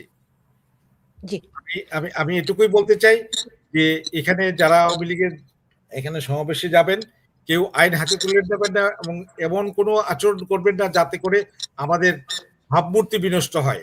আইনগতভাবে আমরা বেকায়দায় পড়তেই পারি, তার পাশাপাশি ভাবমূর্তি যেন বিনষ্ট হয়, এটা কেউ করবেন না। এবং ইতিমধ্যে অনেক ঘটনার ভিতর দিয়ে যারা এইসব ডেমনস্ট্রেশন করেন তারাও বুঝতে পারছেন যে প্রতিবাদ করা যাবে, প্রতিবাদের ব্যাপারে নেই। এবং সিদ্দিক ভাই যে কথাটা ফজলুল বাড়ির সাথে বলেছেন, যে ইতিমধ্যে এনওয়াইপিডিকে এই মেসেজটা দেওয়া হয়েছে যে বাংলাদেশের যে স্টেট হেড অফ স্টেট আসতেছেন, উনি কিন্তু শুধু হেড অফ স্টেট নয়, উনি ৩,৫০০-৪,০০০ পুলিশ হত্যার মানে অভিযোগ তার বিরুদ্ধে রয়েছে, এবং তিনি যারা এই হত্যাকাণ্ড করেছে তাদেরকে উনি ইতিমধ্যে ইনডেমনিটি দিয়েছে। কাজেই পুলিশের কানেও একটা তথ্য আছে যে উনি শুধু সরকার প্রধান না, উনি পুলিশেরও খুনি। কাজেই আমরা বুঝতেই পারি যে এখানে একটা বড় ধরনের সমাবেশ হবে, এবং আওয়ামী লীগের প্রচুর লোক বিভিন্ন জায়গা থেকে আসবে। আওয়ামী লীগকে দেখাতেই হবে, আওয়ামী লীগের তো পথ নাই এখন। জি বুঝতে পেরেছি। আমার সঙ্গে সিদ্দিকুর রহমান আবারও যুক্ত হয়েছেন। সিদ্দিক ভাই, আপনারা কি কি ধরনের কর্মসূচি নিচ্ছেন এই এই প্রধান উপদেষ্টার আগমন উপলক্ষে? সেটা তো আমি অলরেডি ফেসবুকে দিয়েছি, এবং আবারও বলি যে 22 তারিখে উনি যখন আসবেন, আমরা 22 তারিখে এয়ারপোর্টে যাব, টার্মিনাল 8। এখনো আমি খবর পাইনি, উনি এখন কিছুক্ষণ আগে খবর পেলাম উনি সকালে 8টায় নাকি নামবেন, যাতে করে আমাদের কম সংখ্যক লোক যেতে পারে, সেটাই ওনাকে সাজেস্ট করে। সেটা যাই হোক, সেটা তার ব্যাপার। সে যখনই আসবে আমরা এয়ারপোর্টে যাব। নর্মালি গত 30 বছর গিয়াস ভাইরা আমরা যখন সরকারে ছিলাম, আমার এমনও সময় হয়েছে যে আমরা 4-5 হয়েছি, গিয়াস ভাইরা 100 জন নিয়ে কালো পতাকা নিয়ে দাঁড়িয়েছে। আমাদের দাঁড়াতেই হবে, এটা আমাদের করতেই হবে। আমাদের প্রয়োজনীয়টা দলের প্রয়োজনে, এবং আমাদের বর্তমান যে দেশের, যেটা ভাই কিছুক্ষণ আগে সুন্দর একটা ব্যাখ্যা দিয়েছে, আজকের দেশটা কোথায়। 5ই আগস্টের সেই কোমলমতি ছাত্রদের যে কোঠা আন্দোলন, সে কোঠা আন্দোলনের কথা কি কেউ বলে? কোঠা আন্দোলনকে কেন্দ্র করে কি কোনো কমিশন হয়েছে? হয় নাই। এটা হলো ডক্টর ইউনূস সাহেবের সেই মিটাকুলাস ডিজাইন, যেটা উনি গত বছর এখানে বলে গিয়েছেন যে it didn't happen suddenly. It was meticulously designed, perfectly executed and implemented. And it didn't happen. এবং যারা মাস্টার মাইন্ড সেটা উনি পরিচয় করে দিয়েছেন। এবং আরো একটা কথা বলিয়ে দিই আপনি, গত বছর উনি ভয়েস অফ আমেরিকার একটা যে সাক্ষাৎকার দিয়েছিলেন, সেখানে তাকে রাগ হয়ে উনি বলছেন যে আপনি কি ভুলে গেছেন, আপনি অতীতের কথা টানছেন কেন? রিসেট বাটন পুশ করা হয়ে গেছে। তার মানে 5ই আগস্টের পরে 8 তারিখে উনি যে ক্ষমতা নিয়েছেন, তার আগে মুক্তিযুদ্ধ বলেন, সংবিধান বলেন, গঠনতন্ত্র, পতাকা বলেন, জাতীয় সংসদ বলেন, সব পুশ বাটন দিয়ে উনি শেষ করে দিয়েছেন। এবং তারই সেটা আমরা পরিলক্ষিত, সেটা আমরা দেখছি গত 13 মাসে। গিয়াস ভাইরা এখনো বোঝেন নাই, যেটা এ ভাই সুন্দর করে বলেছেন, গিয়াস ভাইরা কিন্তু এখনো স্বপ্ন দেখছেন ক্ষমতা দেওয়ার। অবশ্যই তাদের রাইট আছে, আমরা রাজনীতি করি ক্ষমতা দেওয়ার জন্য, রাজনীতি, নো ডাউট অ্যাবাউট ইট। কিন্তু ওনারা এখনো বুঝতে পারছেন না, যেটা উনি বললেন যে মির্জা ভাইয়ের ওনাদের মহা কি বলে সচিব, যে এই খুনি লোকটার সাথে আসতেছেন বাংলাদেশের জনগণের টাকায়, এটা গ্রহণযোগ্য নয়। আমি এটা বলি এই কারণেই যে উনি যে আসছেন, কেন আজকে উনি আমাকে 4 জনকে সাথে নিয়েছেন? যেহেতু আমি যুক্তরাষ্ট্র আওয়ামী লীগের পক্ষ থেকে বলেছি আমাদের রূপটা হবে ভয়ঙ্কর, এই ভয়ঙ্করের ভয়ই কিন্তু ওনাদের সাথে করে নিয়েছেন এখানে। তখন গিয়াস ভাইরা ওখানে এয়ারপোর্টে যাবেন, গিয়াস ভাইরা এখন ইয়ারতে যাবেন, জাতিসংঘের সামনে যাবেন। কিন্তু গিয়াস ভাই মনে রাখেন, আমি আপনাকে 1 বছর আগে বলেছিলাম 15 আগস্টে আপনি এই ডাইভার্সিটি প্লাজায় ভাই মনে করেন না যেটা -1 এটা কিন্তু -2 ফর্মুলা, এবং -2 ফর্মুলার হতা হলো এই ডক্টর ইউনূস। সে আমাদের বাংলাদেশে যেহেতু সে মুক্তিযুদ্ধে বিশ্বাস করে না, সেই জন্য সেই মুক্তিযুদ্ধের সমস্ত কিছু সে ধ্বংস করে দিয়েছে বাংলাদেশে। বঙ্গবন্ধুর বাড়ি কি শুধু বঙ্গবন্ধুর বাড়ি? ওটা বাংলাদেশের বাড়ি, ওটা বাংলাদেশের নামের সাথে জড়িত। বুলডোজার যে সে ইয়ে করে, সেই জন্যই বলছি, আমি বলি, আবার বলি, আমরা কিন্তু আইনের ভেতর করে কিছু করবো না। এই দেশের আইনের ভেতর দিয়ে আমরা এমন কতগুলো প্রোগ্রামার বানিয়েছি, আপনারা দেখবেন সেই প্রোগ্রামগুলো যখন এক্সিকিউট হবে এই দেশের আইনের মধ্য দিয়ে হবে।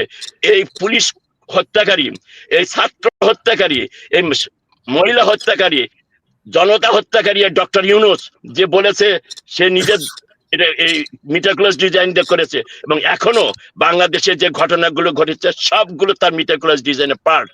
আমি গিয়াস ভাইরা বলবো, আপনারা আপনাদের মহাসচিবকে আপনারা সম্বর্ধনা দেন, আমাদের কোনো আপত্তি না, আমাদের কোনো স্লোগান হবে না আপনাদের বিরুদ্ধে, আমাদের কোনো স্লোগান হবে না কোনো দলের বিরুদ্ধে। আমাদের স্লোগান হবে এই একটি লোকের বিরুদ্ধে, যে লোকটি বাংলাদেশের স্বাধীনতাকে বিশ্বাস করে না, যে লোকটি 5ই আগস্ট দেশটাকে একটি মানে গৃহযুদ্ধের দিকে ঠেলিয়ে দিচ্ছে। আজকে যদি 5ই ফেব্রুয়ারি আওয়ামী লীগ ছাড়া নির্বাচন হয়, গিয়াস ভাই আপনারা যারা আছেন, আমরা কি ঘুমিয়ে থাকবো? আমরা কি নিবঞ্চন শুনবো? আমাদের সারা নির্বাচন হলে বাংলাদেশে সে গৃহযুদ্ধ শুরু হয়ে যাবে, এবং সেইটাই সে চাইতেছে। অতএব 5ই আগস্টে 5 ফেব্রুয়ারিতে সে নির্বাচন করবে না, এমন রাষ্ট্র অবস্থা সৃষ্টি করবে এখান থেকে যে আপনাদের 5ই ফেব্রুয়ারি নির্বাচন হবে না। সবাইকে বাদ দিয়ে সে জামাতকে দিয়ে, যারা স্বাধীনতা বিশ্বাস করে না, তাদের নিয়ে তার ব্লু প্রিন্ট যেটা আছে, যেটা ভাই বলছে গত 50 বছর এখানে আছে যারা করেছে, তাদের নিয়ে সেটা করতে চাবে। কিন্তু বাংলাদেশের আপনাদের ভেতরে মুক্তিযোদ্ধা আছে, আপনিও মুক্তিযুদ্ধে বিশ্বাস করেন, আপনি দেশের স্বাধীনতা বিশ্বাস করেন, সার্বভৌমত্ব বিশ্বাস, আমরা কোনো অবস্থাতেই সেটা হতে দেব না বাংলাদেশ মাটিতে। এবং এবারকার ওনার যে আগমন, আমাদের কোনো হিংসাত্মক কোনো কাজ হবে না, অহিংস আমাদের প্রচার হবে, এবং অহিংস এবং নিয়মের ভেতর দিয়ে আমরা সেটা আমার বাংলা বিশ্বকে আমরা জানিয়ে দেব যে একটা রক্তমাখা লোক আছে, তাকে কিভাবে এই দেশের ভাষায় তার উত্তর দেওয়া যায়, সেটা আপনারা 22 তারিখ থেকে 26 তারিখ বা 27 তারিখ পর্যন্ত আপনারা দেখবেন। তবে এটুকু বলতে পারি, এমন কোনো কাজ আমরা করবো না, কারণ এই বাংলাদেশ আমার আপনার সবার। এই বাংলাদেশের দুর্নাম হবে সেটা আমরা চাই না। বাংলাদেশের যদি দুর্নামের কথা হয়, বাংলাদেশের যদি সুনামের কথা হয়, সবচেয়ে বড় দায়িত্ব মনে করি আমাদের, যেহেতু এই দেশটা স্বাধীনতা যুদ্ধ দিয়ে আমরা, আমার দল নেতৃত্ব দিয়েছে, আমার দলের প্রধান সর্বকাল সর্বশ্রেষ্ঠ বাঙালি জাতির বঙ্গবন্ধু দিয়েছে। এখানে আমাদের কোনো আপোষ নাই, এই ব্যাপারে আমরা কারোর সাথে কোনো আপোষ করবো না। আমরা করিডোর জিততে দেবো না, আমরা বন্দর জিততে দেবো না, আমরা সেটমেন্ট জিততে দেবো না। তার জন্য আমাদের সর্বস্ত রক্ত ত্যাগ করতে, যা ত্যাগ করতে আমরা সেটা করব। কত লোক সমাগম আশা করছেন আপনারা? লোক সমাগমের সাথে লোক কত হবে সেটা কিন্তু আপনি হয়তো লন্ডনে দেখছেন 1050 বা 20,000, লোকের কোনো ব্যাপার না, এটা ব্যাপার হলো মেসেজ। কত লোক হবে এটা আমরা বলতে, আপনি কেমন লোক পাবেন? আমার বাড়ি, আমি তো একটা সামান্য কর্মী, এই ডক্টর ইউনূস কি করেছে? আমি তো ভাই বাংলাদেশে এমপি ছিলাম না, আমি তো বাংলাদেশের মন্ত্রী ছিলাম না। আমি এই জন্য বলতেছি আমার বাড়িটা মাটির সাথে মিশিয়ে দিয়েছে।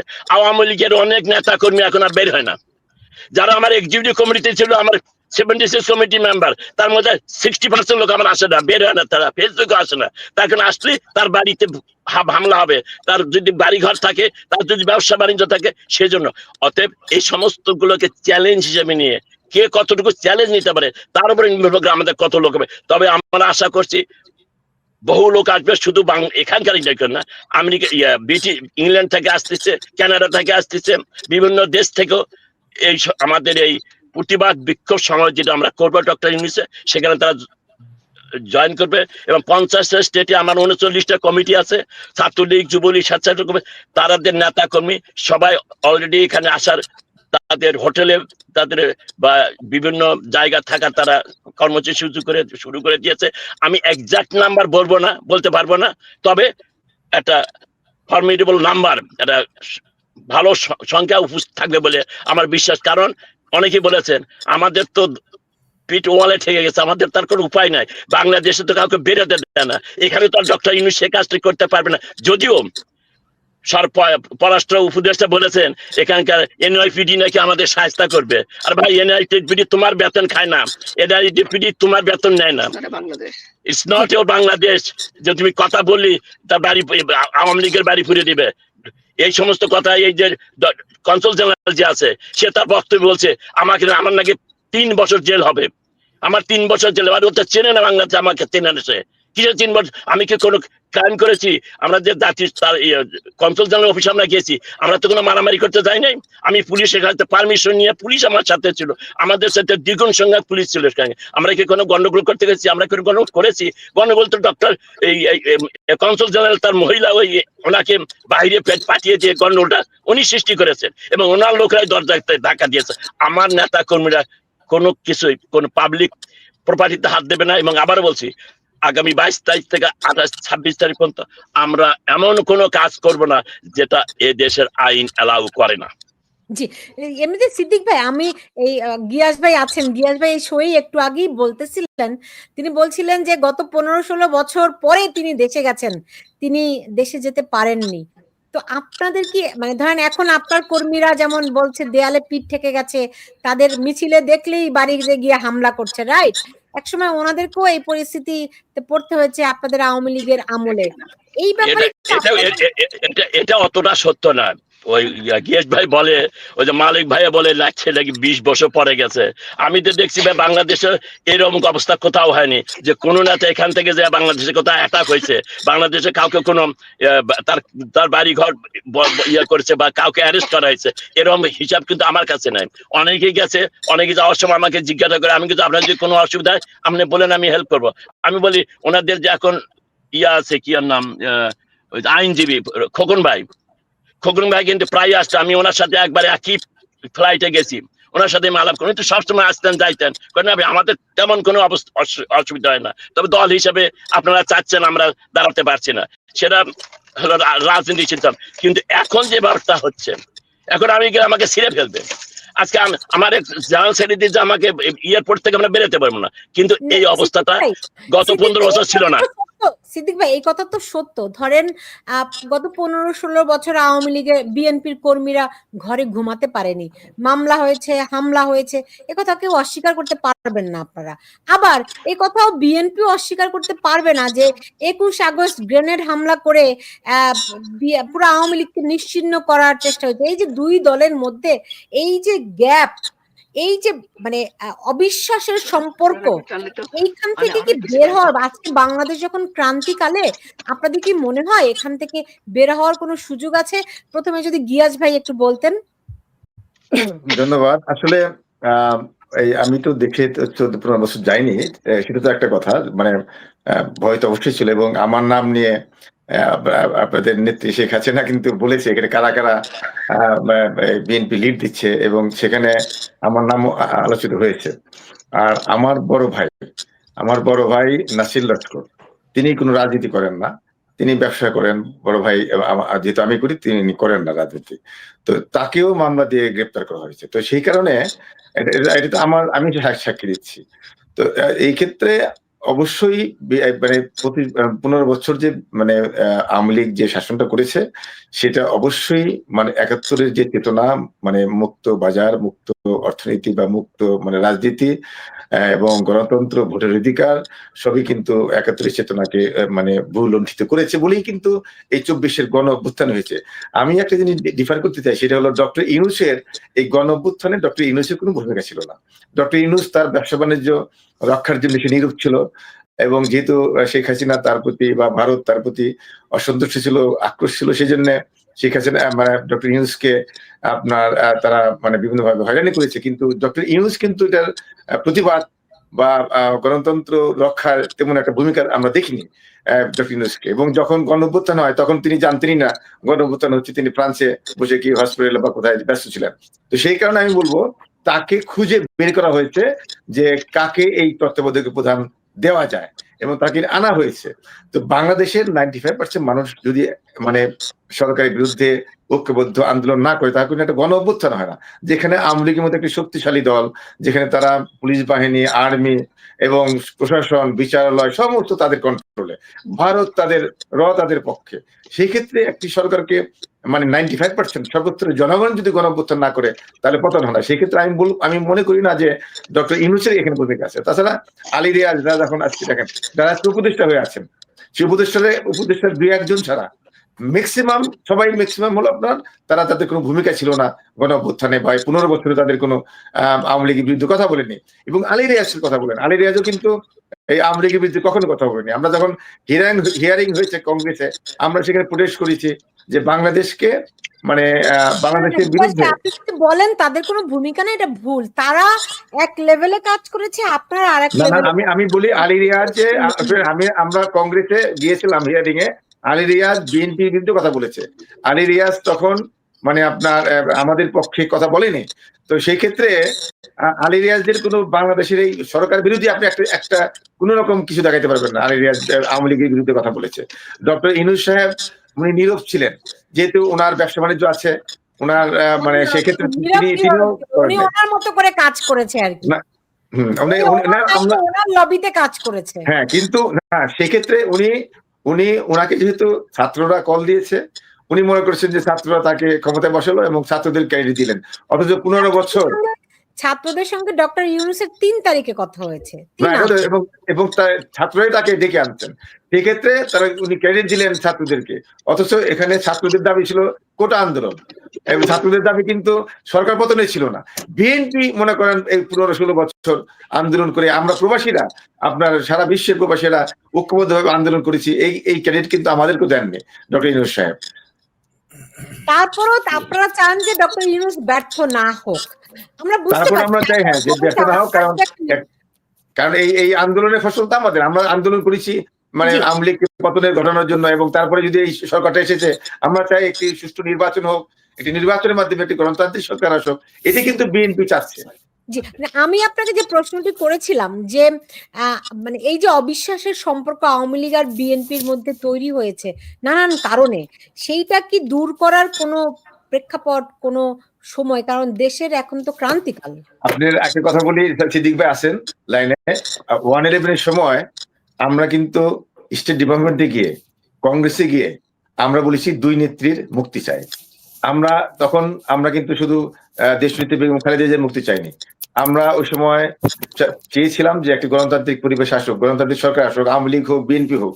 কিন্তু আওয়ামী লীগ যে শেখ হাসিনা যে ভুলটা করেছে, তিনি ওয়ান ওয়ে চলে গেলেন, তিনি বিএনপি কে টার্গেট করলেন, এবং এই যে যার পতন আপনারা দেখেছেন, এটা করা ঠিক হয় না। এই জিনিসটা বুঝতে হবে আওয়ামী লীগের, যে তারা যে অন্যটা করেছে, যদি এই মানে এই 3টি নির্বাচন এইভাবে না দিতেন, দিনে ভোট রাতে না করতেন, তাহলে কিন্তু আপনার 2টা দল যদি থাকতো, আজকে জামাত সামনে আসলো কেন? জামাত সামনে আসলো কারণ আওয়ামী লীগ দায়ী। আর যদি বিএনপি কে এভাবে অত্যাচার না করতো আওয়ামী লীগ, যদি আপনার একবার মানে সুষ্ঠু নির্বাচন দিত, বিএনপি একবার আসতো, তাতে কি হলো, আবার আওয়ামী লীগ আসতো। কিন্তু এই ভুলটা আওয়ামী লীগ করেছে, এবং সেটা এই ভুলের ফসল কিন্তু এখন এই জামাত নিচ্ছে। রাইট। সিদ্দিক ভাই, আপনার কাছে কি মনে হয় যে অবিশ্বাসের সম্পর্ক, এবং যেহেতু আপনারা সবশেষ সরকারে ছিলেন এবং দীর্ঘ 15 বছর ছিলেন, আপনাদের দায়িত্ব কম না? না, দায়িত্ব আমাদের আছেই, আমি স্বীকার করি। আমরা 15 বছর যে সবই ঠিক করেছি, সবই আমরা যা বলছি সবই ঠিক তা না। নির্বাচন 3টা হয়েছে, সেখানে একবার বিএনপি বয়কট করেছে, আর অংশগ্রহণ করেছে, 3টাতে বিএনপি বয়কট করেছে, যায় নাই। হ্যাঁ, আর রাজনৈতিক ভাবে তো বিশেষ করে 2টি দল 54 বছরের ইতিহাসে বাংলাদেশে, যেটা একটা হলো আওয়ামী লীগ, বিএনপি, 2টি বড় দল।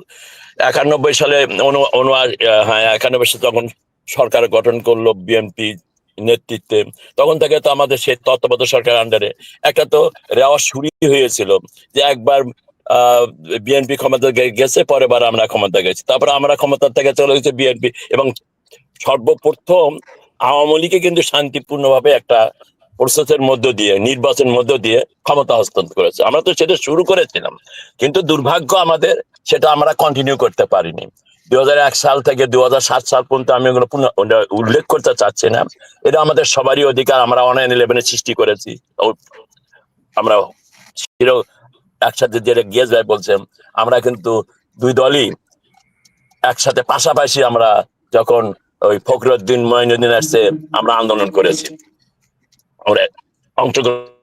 তবে এখন যে অবস্থার বর্তমান যে পরিস্থিতি, আমি কিন্তু আগেও বলেছি, 1 বছর আগেও বলেছি, ইয়েস ভাই আপনাদের বিএনপি দলের প্রতি আমার কোনো অভিমান কোনো আমার নাই, যে বিদ্বেষ নাই।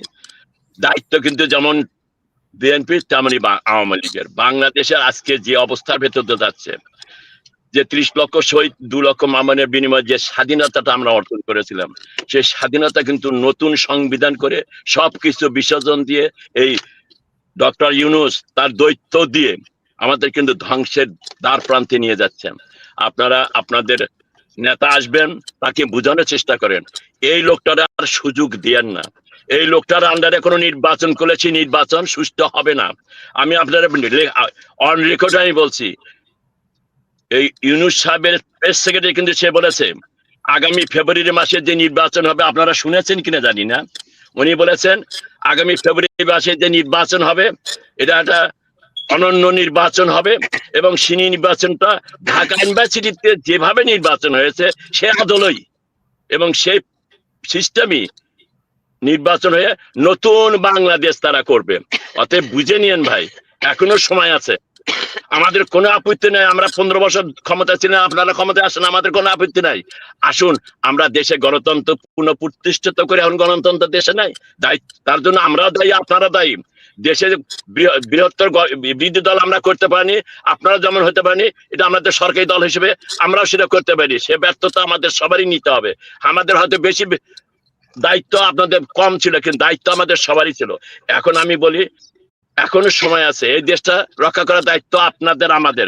আসুন সবাই মিলে, এবং রাজনীতিতে একটা কথা আছে, যারা যে কোনো শেষ কথা নাই, আমরা বুঝতে পারি, আমরা আলোচনার মাধ্যমে আমরা এই দেশটাকে আবার নতুন একটা ধারায়, আমাদের সে 71-এর সবকিছু রেখে ওখানে আমরা কোনো কম্প্রোমাইজ করবো না, আমরা এই দেশটাকে এগিয়ে নিয়ে যাই। এবার তা না হলে যে পথ বাংলাদেশে ডক্টর ইউনূস এগিয়ে নিয়ে যাচ্ছে, এবং এখানে এসে সে যে কাজটি করবে, হয়তো খবর অনেক কিছু পারে না, এখানে কিন্তু আপনাদের ওপর ঘাড়ে ভর দিয়ে সে অনেক কিছু এখানে করে যাবে, যেটা আপনারা পরে বুঝতে পারবেন যখন সময় থাকবে না। তবে হ্যাঁ, সময় আমাদের আসবেই। আমরা কোনো জিনিসই আপনারা যেমন আনচ্যালেঞ্জ যেতে দেবেন না, বাংলাদেশ আওয়ামী লীগের একটা নেতা কর্মী বেঁচে থাকতে কোনো কিছু আনচ্যালেঞ্জ যেতে দেবে না, এবং সেই 71-এর স্বাধীনতা সার্বভৌমত্ব আমরা যে কোনো ত্যাগের বিনিময়ে সেটা আমরা রক্ষা করব। জি, গিয়াস আহমেদ। না ঠিক আছে, আমাদের কথা হলো যে একটা গণঅভ্যুত্থান হয়েছে, সেই গণঅভ্যুত্থানকে বিএনপি ধৈর্য সহকারে অনেক ত্যাগ তিতিক্ষা করেই কিন্তু এই সরকারকে সফলতা দিতে চায়। কারণ এই সরকার যদি ব্যর্থ হয়, তাহলে আমরা তো এই বিগত আওয়ামী লীগ সরকারকে সরানোর জন্যই তো আন্দোলন করেছি, এবং এই সরকার আনার পক্ষে তো আমরা কাজ করেছি। তো যেহেতু এই সরকারকে আমাদের সর্বাত্মক সহযোগিতা করতে হবে, এবং ফেব্রুয়ারিতে নির্বাচন আমাদের দিতেই হবে, কারণ এই সরকার আর চালাতে পারছে না। সেই কারণেই আমি বলবো যে নির্বাচন না দেওয়ার কোনো সুযোগ নেই। একটা সময় ছিল, আজ থেকে 6 মাস 8 মাস আগে তাদের একটা ধারণা ছিল যে জামাত এনসিপি যে আরো 5 বছর দীর্ঘায়িত করা যায় কিনা, কিন্তু সেই সুযোগ আর নেই। নির্বাচন দিতে হবে, এইটা আমাদের বটম লাইন। এবং বিএনপি মনে করেন এখনো তো আন্দোলনে জানে, বিএনপি বলছিল যে ডিসেম্বরের মধ্যে নির্বাচন দিতে হবে, এবং এটা কিন্তু কঠোর আন্দোলনে যাওয়া হুমকি দিয়েছিলেন। কিন্তু লন্ডনে ডক্টর ইউনূস সাহেব গিয়ে একটা আন্ডারস্ট্যান্ডিং করলেন, হ্যাঁ তাহলে যেহেতু জামাতও বলেছে আপনার রমজানের আগে ভালো সময়, বিএনপি কিন্তু এটা মেনে নিয়েছে। তারা এই শান্তি শৃঙ্খলা রক্ষার জন্য, একটি সুষ্ঠু পরিবেশের জন্য তারা ডিসেম্বর থেকে ফেব্রুয়ারিতে মেনে নিয়েছে, তবু একটা নির্বাচন হোক। সেই ক্ষেত্রে আমি মনে করি যে নির্বাচন দিতে হবে, কারণ এই সরকারে তো ব্যর্থ। এই সরকারের যারা উপদেষ্টা আছে তাদের কোনো রাজনৈতিক দূরদর্শিতা নেই, দর্শন নেই, তারা এনজিওর লোকজন। আবার প্রশাসনের মধ্যে দেখেন, একদিকে আওয়ামী লীগের লোকজন আছে, অন্যদিকে এনসিপি লোক ঢুকিয়েছে, ওদিকে জামাতের লোক ঢুকিয়েছে, আবার বিএনপির লোক কিছু আছে। একটা জবে খিচুড়ির মধ্যে তো এই প্রশাসনটা আছে। সেক্ষেত্রে একটা নির্বাচিত সরকার হলে একটা চেইন এন্ড কমান্ড থাকবে, যে সরকারে আসুক দলীয় সরকার আসতে হবে, এবং একটা দেশের উন্নয়নের জন্য। আজকে দেশের আইন শৃঙ্খলা ভালো না থাকে, তাহলে আমরা প্রবাসী যারা আছি তারাও আমরা দেশে যাব না, আমরা রিমিটেন্স পাঠাবো না, দেশি বিনিয়োগ করবো না, আবার বিদেশি যারা আছে তারাও বিনিয়োগ করবে না, সেই দিক থেকে দেশের অবস্থাটা খারাপ হয়ে দিকে যাবে। এটা ইউনূস সাহেব বুঝতে পেরেছেন, অতএব সে আগের অবস্থান থেকে আমি মনে করি ফিরে এসেছেন। নির্বাচন ফেব্রুয়ারিতে হবে। জি আমাকে একটু গিয়াস ভাই সুন্দর একটা কথা বলেছেন। গিয়াস ভাই, আপনি যদি এটাই বিশ্বাস করেন এই সরকার ব্যর্থ, এই একটা ব্যর্থ সরকার যে নির্বাচন দিবে গিয়াস ভাই, সেটাও কিন্তু ব্যর্থ হবে, এটুকু আমি বললাম। না আমার না, এখন যেহেতু নির্বাচন কমিশন স্বাধীন, আপনারা এখন কিন্তু অনেকগুলি সংস্কার সাইন করেছে দলগুলো, যে মানে স্বাধীন নির্বাচন কমিশন, আইন শৃঙ্খলা বাহিনী, অনেকগুলি সংস্কার হচ্ছে।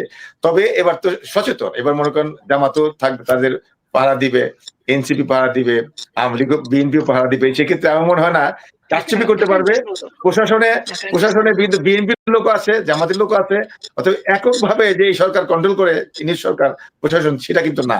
ঢাকা ইউনিভার্সিটির ব্যাপারটা আলাদা। ঢাকা ইউনিভার্সিটি দেখেন, ঢাকা ইউনিভার্সিটির ছাত্রদের মানে কোটি কোটি টাকা জামাত মানে ওখানে ব্যয় করেছে, ইনভেস্ট করেছে, তাদেরকে ঠান্ডা পানি দিয়েছে, ছাত্রদেরকে সাহায্য করেছে। এটা 1 বছর তারা একটা প্ল্যানিং করেছে, জামাতে অনেক টাকা। সেক্ষেত্রে ঢাকা ইউনিভার্সিটি যেটা একটা ছোট জায়গা, সেখানে একটা ইনভেস্ট করে তারা জয়যুক্ত হতে পেরেছে। কিন্তু সারা বাংলাদেশে জামাতের তো কোনো অবস্থান নেই। জামাতের সারা বাংলাদেশে, আমাদের এলাকায় বলতে পারি, আমাদের ঢাকা 1, দোহারনগঞ্জে জামাতের তো কোনো অস্তিত্ব নেই, কিছু আছে। সেক্ষেত্রে আমি মনে করি যে সারা বাংলাদেশে যখন ভোট হবে, জাতীয় নির্বাচন হবে, সেখানে জামাতের কোনো অস্তিত্ব থাকবে না। আর একটা, তারা 10টা সিট পাবে কিনা সন্দেহ আছে। কিন্তু এখন সেই কারণে তারা দেখেন পিআর সিস্টেম আছে, যে পিআর এর মাধ্যমে তাদের ক্ষমতা যেতে চায়। পিআর তো মানে আপনার ওটা ভয়ঙ্কর রূপ। এটা একটা ভালো তো এজেন্ডা আমি মনে করি, যে পিআর হলে আজকে নেপালে দেখেন, নেপালে 17 বছরে 12 বা 14 বার সরকার পতন হয়েছে। এখন আবার এই পিআর এর মাধ্যমে এই সরকার এই পতন হলো, তারা ভারতে পালিয়ে গিয়ে মানে যান বাঁচালো। অতএব পিআর সিস্টেমটা বাংলাদেশের মানুষ খাবে না। এই পিআর কে সামনে রেখে জামাত চাচ্ছে যে দীর্ঘায়িত করতে বা বানচাল করতে। এটা ইনি সরকার বুঝে ফেলেছে, জনগণ বুঝে ফেলেছে, বিএনপি বুঝে ফেলেছে। অর্থাৎ ফেব্রুয়ারিতে নির্বাচন হবে ইনশাল্লাহ। আমাকে যেতে হবে এয়ারপোর্টে। আমার আমি আর একটু যোগ করে দিই, যেহেতু গিয়াস ভাই যাচ্ছে, গিয়াস ভাই একটু মনে রাখবেন, বাংলাদেশে আওয়ামী লীগ কিন্তু সর্ববৃহৎ দল ছিল 5ই আগস্টে, যদি পরে আমরা স্বীকারও না করেন। সেই দলটাকে বাদ দিয়ে আপনি বাংলাদেশে নির্বাচন করে আপনি শান্তি প্রতিষ্ঠা করবেন, এটা হিসাবে রাখেন। জি, অনেক না, আমি মনে করি না। কারণ জানেন, একটা গণ অভ্যুত্থান যখন হয়েছে, তখন কিন্তু আপনার আওয়ামী লীগ যে কাজটা করেছে, গণ অভ্যুত্থান করে কোনদিন কোন দলকে নিষিদ্ধ করে, কোনদিন কোন দলকে নিষিদ্ধ করে কথা নির্বাচন হয় নাই। জনগণ এখন বর্তমানে পর্যন্ত জনগণ আওয়ামী লীগ বিরোধী। এটা আমরা বাস্তবে মানতে হবে। বর্তমান পর্যন্ত আওয়ামী লীগের মানে বাংলাদেশে আছে অবশ্য। আমি এখানে যোগ দিতে চাই, 13 সালে যে আমি এখানে গিয়ে আপনারা জানার জন্য, 13 সালে আমাদের যে পপুলারিটি ছিল, 18 সালে আমাদের যে পপুলারিটি ছিল, 24 সালে যে পপুলারিটি ছিল, 13 মাস পরে আমাদের আওয়ামী লীগের পপুলারিটি সর্বকালের চাইতে এখন সবচেয়ে বেশি পপুলারিটি। এটুকু বলে রাখলাম। আমি একটা কথা বলি, ধরেন জনগণ আওয়ামী লীগকে প্রত্যাখ্যান করছে, তো আওয়ামী লীগকে নির্বাচনের সুযোগ দিক, ভোটের ব্যালটের মাধ্যমে প্রত্যাখ্যান করার সুযোগ দেন। না, একটা কথা বলি, সেটা হলো দেখেন, এই যে গতবার যে আওয়ামী লীগ নির্বাচন করলো, ডামি নির্বাচন, দেখেন আমাদের বিএনপি চেয়ারপারসন তারেক রহমান বললেন যে এই নির্বাচনটা আমরা তত্ত্বাবধায়কের অধীনে হতে হবে, যদি না হয় তাহলে আমরা নির্বাচনে যাব না। আচ্ছা, কিন্তু আওয়ামী লীগ কিন্তু তত্ত্বাবধায়ক সরকার করলো না এবং দলীয় সরকারের অধীনে নির্বাচন ঘোষণা করলো। এবং তারেক রহমান সাহেব বলেছিলেন যে জনগণের উদ্দেশ্যে যে আপনারা এই নির্বাচনটা বর্জন করুন, আপনারা নির্বাচনে যাবেন না। আপনি দেখেছেন যে আপনার স্বতন্ত্র প্রার্থীও কিন্তু আওয়ামী লীগ খুঁজে পায় নাই। বাধ্য হয়ে আওয়ামী লীগ মানে দলীয় লোক দিয়ে স্বতন্ত্র প্রার্থী মানে দামি নির্বাচনটা করতে বাধ্য হলো। এখানেই বোঝা যায় যে 5% জনগণ তাদের পক্ষে ছিল না। এবং নির্বাচনের সময় দেখেন মানে এলাকায় কোনো লোকজন নাই, ভোটের কেন্দ্রে লোকজন ছিল না। আপনাদের বুঝতে হবে তো মানে আওয়ামী লীগের অবস্থাটা কি, মানে মুখে তো বললে হবে না। এখন আপনাদের উচিত হবে, আমি মনে করি আওয়ামী লীগের উচিত হবে এখন ধৈর্য ধরে তাদের অতীত কর্মকাণ্ডগুলিকে নিয়ে আলোচনা করা, বিশ্লেষণ করা, যে তাদের কি ভুল হয়েছে। মানে দেশটা তো আমাদের, দেশটা সকলের। অতএব দেশের পক্ষে যে ভুলগুলি হয়েছে, তাহলে দামি নির্বাচন দিয়ে আপনারা মানে যাচাই করুন না কেন যে জনগণ কত, আপনার জনগণ থেকে কত দূরে চলে গিয়েছে। Thank you. আমাকে যেতে হচ্ছে এখন। জি, গিয়াস ভাই অনেক ধন্যবাদ জানাচ্ছি Thank আপনাকে you. আমাদের সঙ্গে যুক্ত থাকার জন্য। আপনি ভালো থাকুন। হ্যাঁ, আসসালামু আলাইকুম। ধন্যবাদ আমাকে আমন্ত্রণ জানানোর জন্য। একটা জরুরি কাজ আছে আমাকে আগেই বলেছিলেন যে অনেক ধন্যবাদ। মাহফুজুর রহমান, অনেকক্ষণ আপনাকে চুপচাপ বসিয়ে রেখেছি। আপনি আবার একটু বলুন যে শুনছিলেন দু দলেরই কথা, কি বুঝলেন? বাংলাদেশের আমরা এখানে বসে যে আলোচনাগুলা করলেন আমাদের দুটি প্রধান রাজনৈতিক দলের নেতারা, বাংলাদেশে তো এই ধরনের আলোচনা করার কোনো পরিবেশ বা প্রেক্ষাপট নাই। সেই ক্ষেত্রে এই আলোচনাটা এটা আমাদের প্রবাসীদের কাছেই থাকবে। এই বার্তা বাংলাদেশে রাজনীতিতে বর্তমান সময় কোনো পরিবর্তনের কোনো সুযোগ আনবে না, কারণ দুটি দলের শীর্ষ নেতৃত্বের মধ্যে কোনো ভ্রাতৃত্ববোধ বা পারস্পরিক সম্মানবোধ নেই। সেটি শুধু এখন নয়, আমরা সেটি দেখে আসছি 96 নির্বাচনের পর থেকেই ক্রমশ এটা তীব্র থেকে তীব্র হয়েছে। এই পরিপ্রেক্ষিতে আমি মনে করি যে বাংলাদেশের রাজনীতিতে আওয়ামী লীগ যেমন অপরিহার্য এবং প্রত্যাশিত, আওয়ামী লীগকে ছাড়া নির্বাচন আয়োজন করতে পারবে, কিন্তু আওয়ামী লীগ ছাড়া নির্বাচনটি হলে সেটির গ্রহণযোগ্যতা বিশ্বে কতটুকু পাবে সেটি নিয়ে সন্দেহ রয়েছে। কারণ আমরা দেখেছি যে আওয়ামী লীগ যে কটি নির্বাচন করেছে, দুটি নির্বাচনে বিএনপিকে কৌশলী হোক তাকে সঙ্গে রেখেছিল এবং সেটি তার বিশ্বে বৈধতা পাওয়ার জন্য নির্বাচনের তারা কৌশলে কাজে লাগিয়েছে। সর্বশেষ নির্বাচনে বিএনপি অংশ না নেওয়াতেই কিন্তু আওয়ামী লীগ তার নির্বাচনটিকে বিশ্বময় বা গ্রহণযোগ্যতা অর্জন করাতে পারেনি। সেই ক্ষেত্রে এটি আওয়ামী লীগের যে 20 থেকে 30%, কেউ বলেন 40%, যাই হোক ধরে নিলাম 20% বা 25% ভোটার, সেই ভোটার 12 কোটি ভোটারের মধ্যে 3 কোটি, প্রায় 2.5 থেকে 3 কোটি ভোটারকে ভোট দেওয়ার সুযোগ না দেওয়া, সেটি কিন্তু গণতান্ত্রিক ব্যবস্থা এবং গণতন্ত্র চর্চায় একটি বিরাট ভুল কাজ হবে। এবং এই 3 কোটি ভোটারকে অংশ নিতে না দেওয়া মানে সেই নির্বাচনটি একপাক্ষিক হয়ে যাওয়া। আর একই সাথে যে দলগুলি নির্বাচনে অংশ নেবে বিএনপি ছাড়া, বাকি দলগুলির গ্রহণযোগ্যতা বাংলাদেশে কতটুকু সেটা সবাই জানেন। এবং বাংলাদেশের রাজনীতিতে বিএনপি আওয়ামী লীগ এই দুটি দলের মধ্যে দিয়ে কিন্তু বাংলাদেশের যে আমরা এরশাদ পরবর্তী স্বৈরাচারী এরশাদ পরবর্তী যে ভঙ্গুর যে গণতান্ত্রিক ব্যবস্থা পেয়েছি, এই দুটি দলের কল্যাণে কিন্তু আমরা হাঁটি হাঁটি পায়ে আমাদের গণতন্ত্র এগিয়ে যাচ্ছিল এবং আগামীতেও কিন্তু এই দুটি দলই কিন্তু বাংলাদেশের গণতান্ত্রিক ব্যবস্থাকে এগিয়ে নিয়ে যাবে। আমি তাই মনে করি যে আমরা এই দুটি দলের মধ্যে যত বিরোধ কমে আসবে, বাংলাদেশের মঙ্গল এবং বাংলাদেশের রাজনীতি, বাংলাদেশের অর্থনীতি এবং বিশ্বে বাংলাদেশের ভাবমূর্তি বাড়ার ক্ষেত্রে এই দুটি রাজনৈতিক দলের দায়িত্বশীল মানুষের মধ্যে আরো বেশি যোগাযোগের মাধ্যমে তারা একটি ভালো পরিবেশ তৈরি করবে বাংলাদেশে গণতান্ত্রিক শাসন ব্যবস্থা। এনামুর রাজা দীপু, আপনার কাছে কি মনে হয়? দীপু ভাই শুনতে পাচ্ছেন? আপনার কাছে কি মনে হয় এই দুই দলের মধ্যে দূরত্ব কি কমার সম্ভাবনা আছে আপাতত? সুতরাং আমি একটু ভালো হতো যদি গিয়াস ভাই থাকা অবস্থায় আমি বলতে পারতাম। গিয়াস ভাইয়ের সাথে অনেক ব্যাপারে ডিফার করি, অনেক কথা বললেন যে আওয়ামী লীগের এই ভুল সেই ভুল। আমি যে কথাটা বলতে চাই যে বাংলাদেশের রাজনীতিটা দ্বিদলীয় রাজনীতির একটা ধারার মধ্যে ফিরে যাচ্ছিল। শুধুমাত্র বিএনপির রাজনীতিহীনতা, বিএনপির অপরাজনীতি, হটকারিতার জন্য সেই রাস্তায় যায় নাই। আওয়ামী লীগ 75-এর ক্ষত ভুলে যাচ্ছিল দেশটি একটি শান্তির পথে যাক, সামনের দিকে যাক, কিন্তু বিএনপি সেই জায়গায় 2004 সালের যে ঘটনা ঘটেছে, মর্মন্তুদ ঘটনা, সেই ঘটনার পর কিন্তু আওয়ামী লীগ আর কোনোভাবেই বিএনপিকে আস্থায় নিতে পারেনি। আপনার মনে থাকার কথা, আপনি ডেইলি স্টারে কাজ করেছেন। ডেইলি স্টারে ডাকসুর জিএস ছিল নাজিম কামরান চৌধুরী, যিনি গীতিয়ারা সাফিয়া চৌধুরীর হাজবেন্ড। উনি একটি বড় নিবন্ধ লিখেছিলেন, এটা একবারে ইট ওয়াজ ম্যাটাকুলাস ডিজাইন লাইক দিস, যে আওয়ামী লীগকে ঠেকাতে হলে বাংলাদেশে বিএনপি এবং জামাতকে এই সমীকরণে একসাথে থাকতে হবে, এবং তখন থেকেই কিন্তু তাদের মধ্যে এই জোটবদ্ধতা তৈরি হয় এবং তারা এটা একটা নির্বাচনের বিষয়টা, আমি এইগুলো নিয়ে অনেক কাজ করেছি, যে দেখা গেছে যদি আওয়ামী লীগ, বিএনপি এবং জামাত আলাদাভাবে নির্বাচন করে, অনেক জায়গাতে আওয়ামী লীগের কাছে বিএনপি এবং জামাতের লোকরা অনেক ভোটে হেরে যায়। আবার যদি বিএনপি আর জামাত একসাথে হয় তখন অনেক আসনে 500, 700, 1000 ভোটে হেরে যায়। তো সেই কারণে দুটো দল এটা বেছে নিয়েছিল। 2004 সালের পরে কোনোভাবেই শেখ হাসিনার পক্ষে আর সম্ভব ছিল না যে বিএনপির সাথে একটা ভালো রিলেশন তৈরি করার। কিন্তু এটা সম্ভব ছিল বাংলাদেশে যে যদি বিএনপি সঠিক রাজনীতিটা করতো তখন থেকে, তাহলে কিন্তু আমেরিকার মতো বা ব্রিটেনের মতো দ্বিদলীয় রাজনীতির ধারা তৈরি হতো এবং জামাত টামাতের মতো এটা এই জামাতের মতো পার্টিগুলা এখানে আমেরিকাতেও দেখবেন আপনি রিপাবলিকান এবং ডেমোক্রেটের পরে অন্যান্য 2-3টে পার্টি আছে, আঞ্চলিক কিছু বা স্টেট ভিত্তিক কিছু পার্টি আছে, ওরকম থাকতো।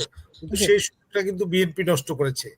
এবং আমি শেষ করব ডক্টর সিদ্দিকুর রহমান, আমাকে যদি একটু আপনার কর্মসূচির সম্পর্কে কিছু একটা ধারণা দিতেন, আপনার কর্মসূচিগুলো সম্পর্কে ধারণা নিয়ে আমি শেষ করতে চাচ্ছিলাম। কর্মসূচি হলো 22শে সেপ্টেম্বর আমরা জেএফকে বিমানবন্দরে যাব এবং সাইমেন্টেনিয়াসলি ওনার কখন ইনি অবতরণ করবেন আমরা তার আবাসস্থল আমরা শুনেছি গ্র্যান্ড হায়াত, আমরা সেখানেও গ্র্যান্ড হায়াতে তার আবাসস্থলে আমরা থাকবো 4টা থেকে রাত 10টা পর্যন্ত। সিদ্দিক ভাই আপনাকে দেখতে পাই না, আপনার মাথার উপরের হ্যাঁ জি বলে এবং এটা আমাদের প্রোগ্রামটা এরকম যে 22 তারিখে তো আমরা তাকে এয়ারপোর্টে আমরা যেটা নর্মালি করি, আমরা কালো পতাকা দেখাবো, আমরা তার বিরুদ্ধে স্লোগান দেবো একবারে নিয়মের ভেতর দিয়ে। ওখানে বিএনপি বা জামাতে কারোর সাথে আমাদের দেখা হবে না, আমাদের জন্য ডেফিনিট লোকেশন অ্যাসাইন করে দেওয়া হয়েছে, সেখানে পুলিশ থাকবে, এনআইপিডি বা এয়ারপোর্টে পুলিশরা থাকবে, সেখানে কোনো কিছু হওয়ার কোনো সম্ভাবনা নাই। আমরা করবো কি ওখান থেকে উনি কখন আসবেন না আসবেন এটা তো আমরা কোনো সময় দেখা করতে পারি না। আমাদের প্রধানমন্ত্রী যখন সেখানে যখন আসতো তখন আমরা তাকে দেখা করতাম, তবুও আমাদের এয়ারপোর্টে যাই আমরা তাকে রিসিভ করতে, বা ওরা বিএনপি যেত তাকে মানে প্রতিবাদ জানানোর জন্য একই ভাষা আমরা এই কাজটি করবো। এবং সাইমেলটেনিয়াসলি আমরা এবার যে কাজটি করব, আমরা উনি যে 22 তারিখ থেকে যে গ্র্যান্ড হাতে থাকবে সেই গ্র্যান্ড হাতের চতুর্দিকে আমরা অবস্থান নেব। যখনই আমরা সুযোগ পাবো, যখনই উনি বাইরে যাবেন বা যখনই বাইরে থেকে আসার চেষ্টা করবেন, ওনার কানের ভেতর ওনাকে শোনার জন্য আমরা আমাদের যে সমস্ত মেকানিজম রয়েছে এতে সে যেতে অ্যালাউ করে আমরা সেভাবেই তাকে সে জানানটা দিব। সর্বোপরি আমাদের সবচেয়ে বড় যেটা সমাবেশটা হবে সেটা হবে 26 তারিখ শুক্রবার উনি জাতিসংঘে বাংলাদেশের প্রধান হিসাবে প্রতিনিধি হিসাবে প্রতিনিধি হিসাবে অবৈধ মানে আমি বলি সেই প্রতিনিধি হিসেবে বক্তব্য যখন রাখবেন, ওই দিন আমরা সকাল 12টা থেকে বিকাল 4টা পর্যন্ত যে আমাদের ওখানে পারমিশন নেওয়া আছে, আমরাও যাব, ওখানে বিএনপি জামাতরা যাবে, বিভিন্ন দেশের লোকেরাও যাবে। তবে আমাদের আবারও বলছি, আমাদের সেখানে আমরা এই ডক্টর ইউনূস গত 13 মাসে কত লোক মারছে, কত লোকের চাকরি খাইছে, কত পুলিশকে মারছে, কত মুক্তিযোদ্ধাকে কিভাবে অপমান করা হয়েছে, এই সব কিছু চিত্র প্রদর্শনী থাকবে, এলইডিতে ভিডিও প্রদর্শনী থাকবে। এবং আমাদের এখানে যারা বিভিন্ন কালচারাল অর্গানাইজেশন আছে তারা সেখানে দেশাত্মবোধক গান এবং বাংলাদেশে যে ঘটনাগুলি হচ্ছে তার বিশেষ করে কতগুলো চিত্রণ, কতগুলো হয়তো নাটক ধরনের কিছু আলাপ আলোচনা, যাতে সবাই সময়টা আমরা ব্যয় করতে পারি বাংলাদেশের জনগণের জন্য এবং সারা বিশ্বকে আমরা জানান দিতে চাই। এবং ডক্টর ইউনূস এবং তার সফরসঙ্গী যারা আসতেছে তাদের কাছে আমরা একটা মেসেজ দিতে চাই যে এখনো সময় আছে, দেশটা আপনি গণতন্ত্র তো নেই, আপনি যে দিকে নিয়ে যাচ্ছেন প্লিজ দেশটাকে ওই দিকে আর নিয়ে যায় না, আমাদের এই অনুরোধ। এবং আমরা মনে করেছিলাম গ্যাস শব্দ চলে গেছে, যেভাবেই হোক উনি যেহেতু একটা সুযোগ পেয়েছিলেন, উনি কিন্তু 8ই আগস্টে উনি শপথ গ্রহণ করার পর উনি যে ভাষণটা দিয়েছিলেন উনি বলেছিলেন আমরা একটা পরিবার, উনি কিন্তু সে কথাটা রাখেননি। উনি যদি সে একটা পরিবারের অভিভাবক হতেন আজকে দেশের অবস্থা হতো না, আজকে এত পুলিশ জীবন দিতে হতো না। এবং সেটা উনি ইচ্ছা করে করেছেন এবং উনি তার প্রাচিত্য ওনাকে করতে হবে। এবং উনি ওনার এমপ্লয়ার হলো ছাত্ররা, ওনার মাথার মধ্যে এখনো এই জিনিসটা রয়েছে। আমার মনে হয় আপনারা যারা আছেন আপনাদের লেখনী দিয়ে ভাই সুন্দর করে ব্যাখ্যা দিয়েছেন যে বিএনপি যে কাজ করেছে, আমরা সবাই যে আমরা 100% রাইট ছিলাম তা না, আমাদের ভুল ছিল। আমরা 15 বছর সরকার চালিয়েছি। আমি এই কথাটা সবসময় বলতাম যে জননেত্রী শেখ হাসিনা ওনাকে আমি বহুবার বলছি যে আপনার একটা ব্যর্থতা যে আপনারা শক্তিশালী বিরোধী দল করতে পারেননি আপনার সময়। আমি কিন্তু সবসময় তখনই যে আমি বলছি একটা শক্তিশালী বিরোধী দল হলে সরকার শক্তিশালী হয়, দেশের অগ্রগতি বেশি হয়, সেখানে আপনার সমালোচনা করার লোক থাকে, সরকারের সমালোচনা, সেটা আমাদের গত 15 বছর ছিল না, সেটা আমাদের ব্যর্থতা। তাই বলি এখনো তো রাজনীতিতে অনেক কিছুই হয়, আপস অ্যান্ড ডাউন হচ্ছে। আমার বিশ্বাস আমরা সেই ভালো খবরটা দেওয়ার চেষ্টা করব। আমরা বাংলাদেশের জনগণের মঙ্গল চাই, উন্নয়ন চাই, এবং বাংলাদেশের মানুষ ভালো থাক, সেটা আপনিও যেমন চান, ওই গিয়াস সাহেব আছে, এখানে মাহফুজ ভাই আছেন, ওই ভাই আছেন, আমরা কিন্তু সবাই চাই দিন শেষে বা the end of the day যে বাংলাদেশের মঙ্গল হোক, বাংলাদেশ সুনাম অর্জন করুক। নিঃসন্দেহে নিঃসন্দেহে আমরা সবাই যে যেখানেই থাকি না কেন আমরা চাই যে আমাদের দেশের মঙ্গল হোক। আজকে আমাকে শেষ করতে হবে। ডক্টর সিদ্দিকুর রহমান, এনামুর রেজা দীপু এবং মাহফুজুর রহমান, আপনাদের তিনজনকে অনেক ধন্যবাদ জানাচ্ছি। গিয়াস ভাই চলে গেছেন, গিয়াস আহমেদকেও অনেক ধন্যবাদ জানাচ্ছি। আপনারা ভালো থাকুন, আর আমাকে সময় দিয়েছেন আজকে, আপনাদের প্রতি অনেক কৃতজ্ঞতা। ভালো থাকুন।